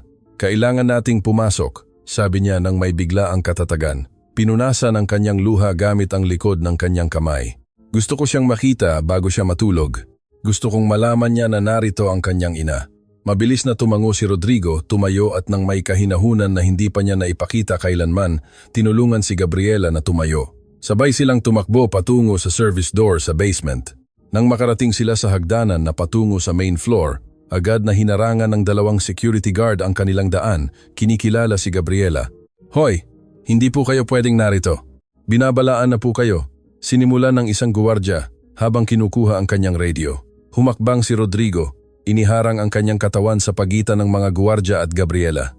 Hindi na siya ang galit na tirano ng kanyang mansyon, ngunit ang autoridad at kapangyarihan ay nanatili sa kanyang tingin. Sasama siya sa akin, sabi ni Rodrigo sa boses na hindi tumatanggap ng anumang pagtutol.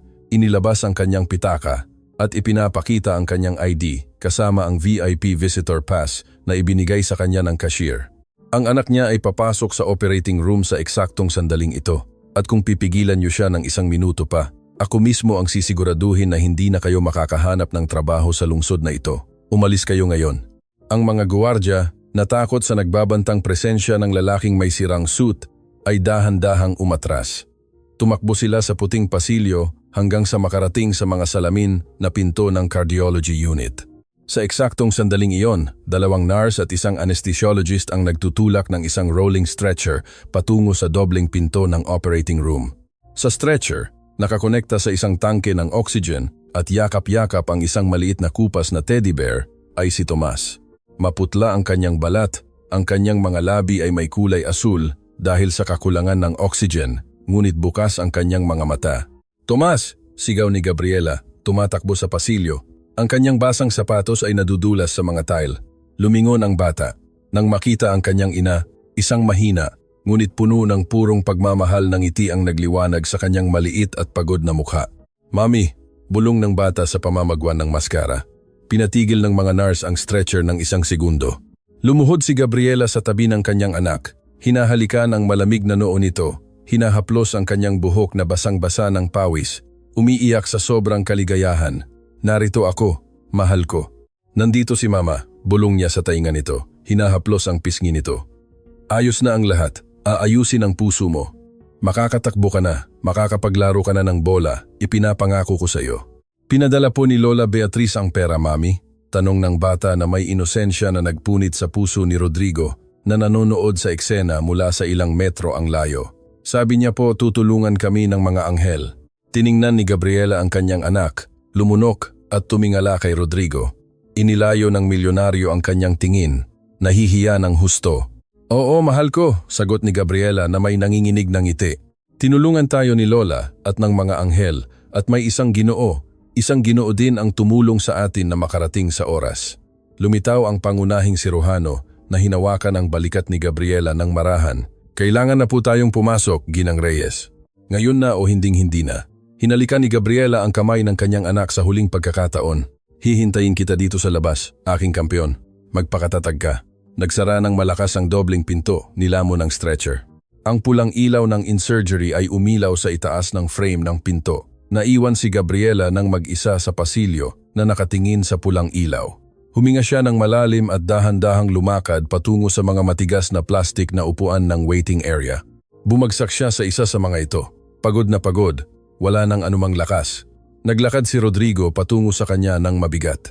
Tumayo siya sa isang tabi, hindi naglakas loob na umupo sa kanyang antas. Mukha siyang pulubi. Hawasak ang kanyang suit. Nadumihan ang kanyang pantalon ng putik at dugo mula sa kanyang mga tuhod na nasugatan at ang kanyang buhok na laging perpekto ay basang-basa. Gabriela, sinimulan niya sa magaspang na boses. Ako ang magbabayad ng buong paggaling. Babayaran ko ang pinakamagandang private room sa ospital na ito. Bubuksan ko ang isang scholarship fund para kay Tomas. Masisigurado mo ang kanyang kinabukasan. Bibigyan kita ng perang kailangan mo para hindi ka na muling makatapak sa isang sanglaan.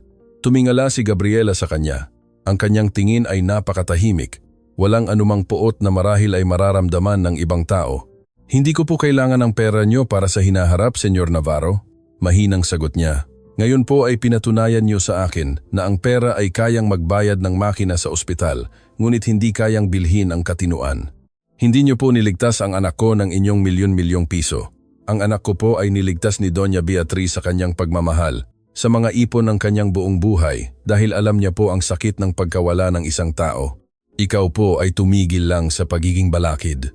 Tumama ang katotohanan kay Rodrigo ng may lakas ng martilyo.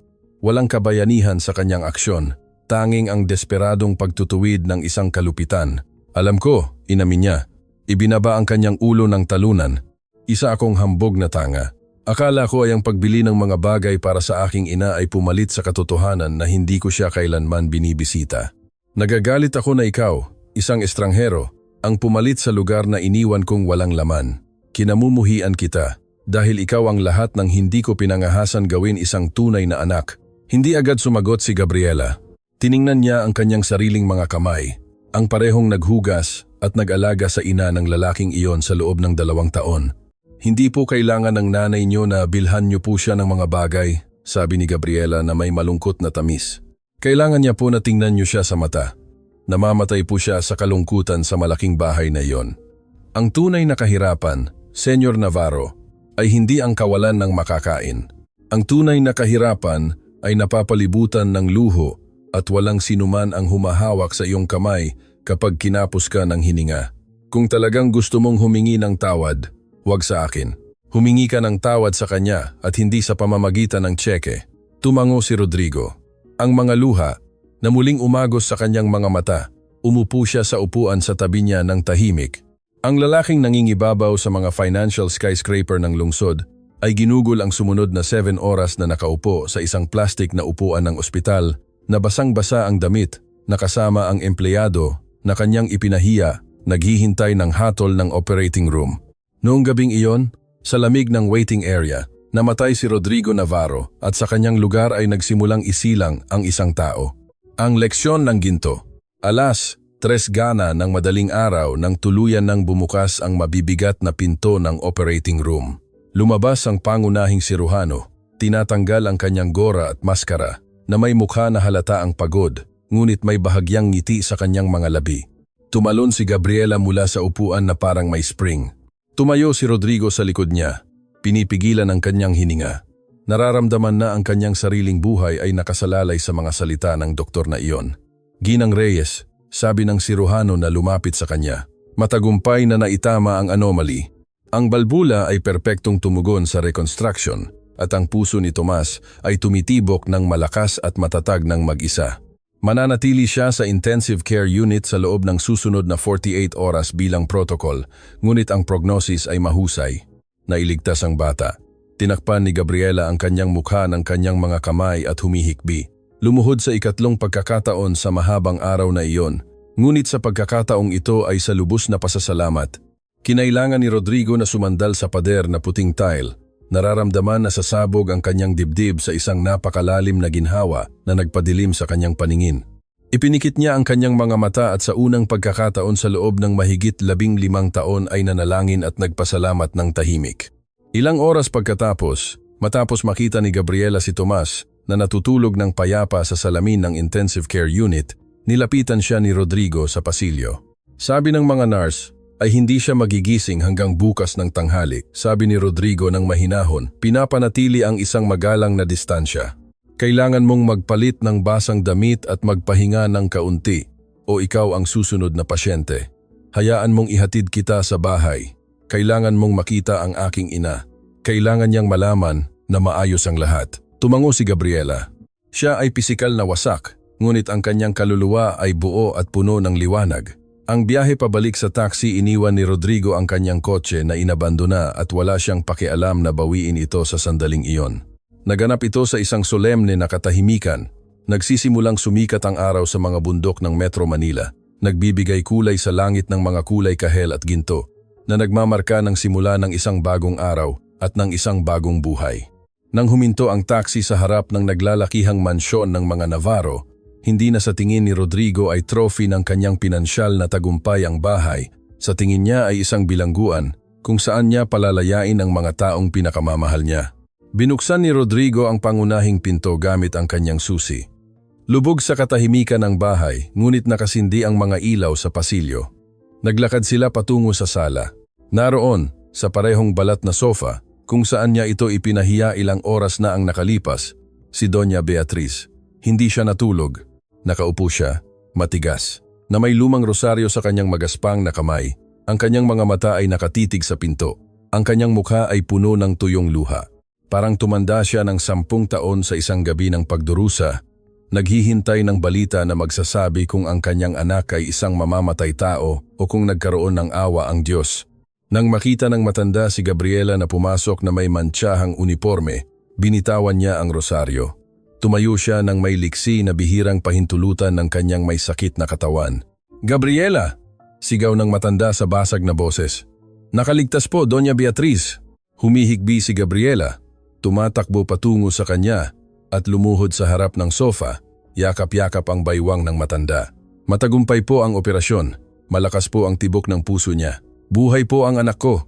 Umiyak ng husto si Doña Beatriz, hinahaplos ang buhok ng batang tagapag-alaga, hinahalikan ang noo nito ng paulit-ulit. "Purihin ang Diyos! Purihin ang Diyos!" Ulit ng matanda. Kumakapit sa dalaga na parang isang kahoy na lumulutang sa dagat. Nanatili si Rodrigo sa may pinto ng sala, pinagmamasdan ang eksena.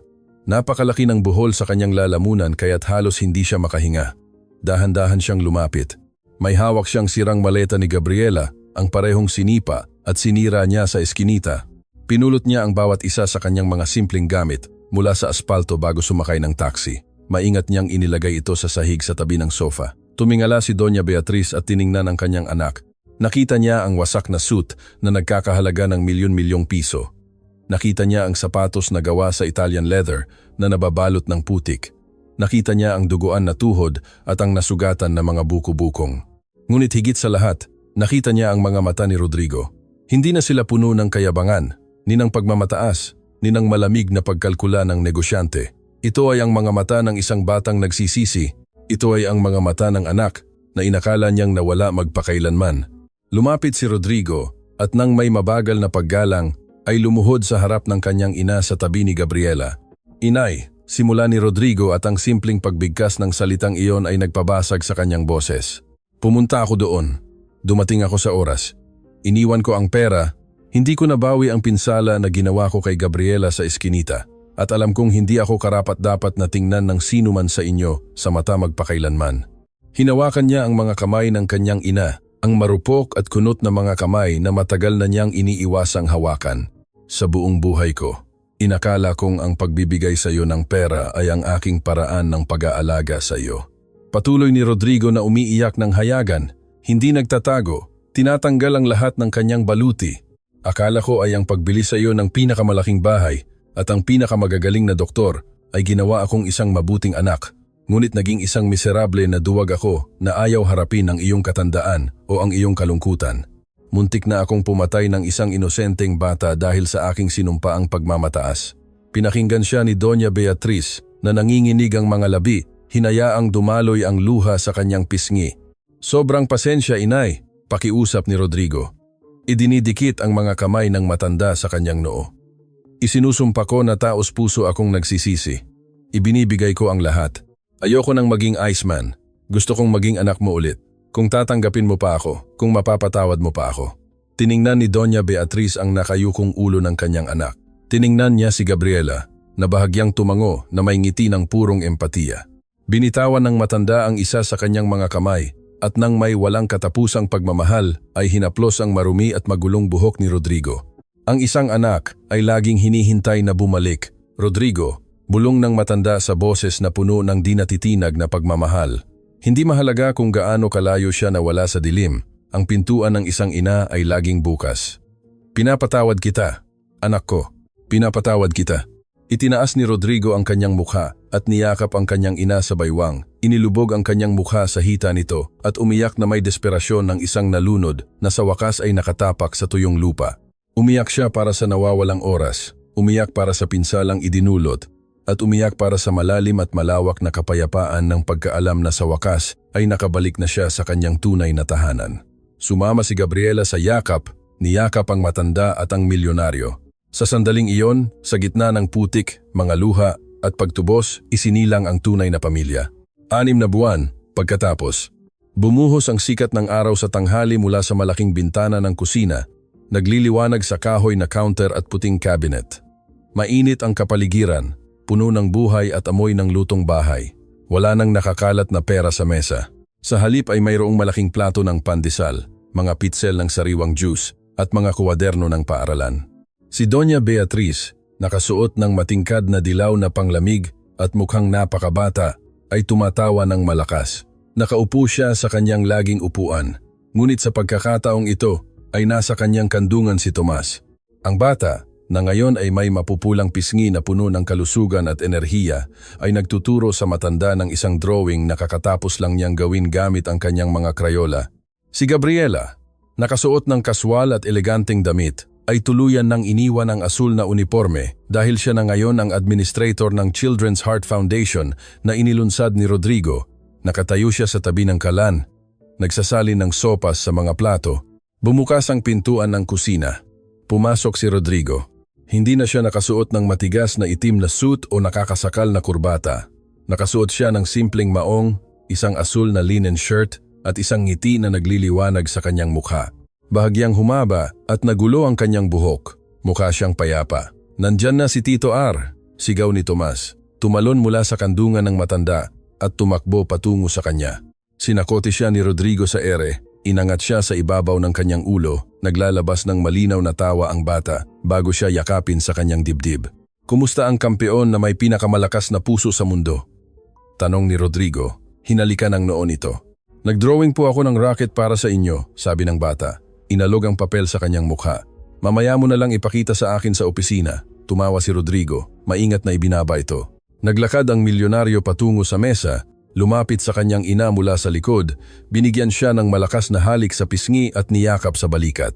Pagkatapos ay tiningnan niya si Gabriela, napapalapit na may dalang mga plato ng pagkain. Nagpalitan sila ng tingin ng malalim na respeto, pagiging kakampi, at tunay na pagmamahal. Hindi na sila amo at empleyada. Sila ay mga kapatid na nabuo sa apoy ng pinakamasahol sa bagyo.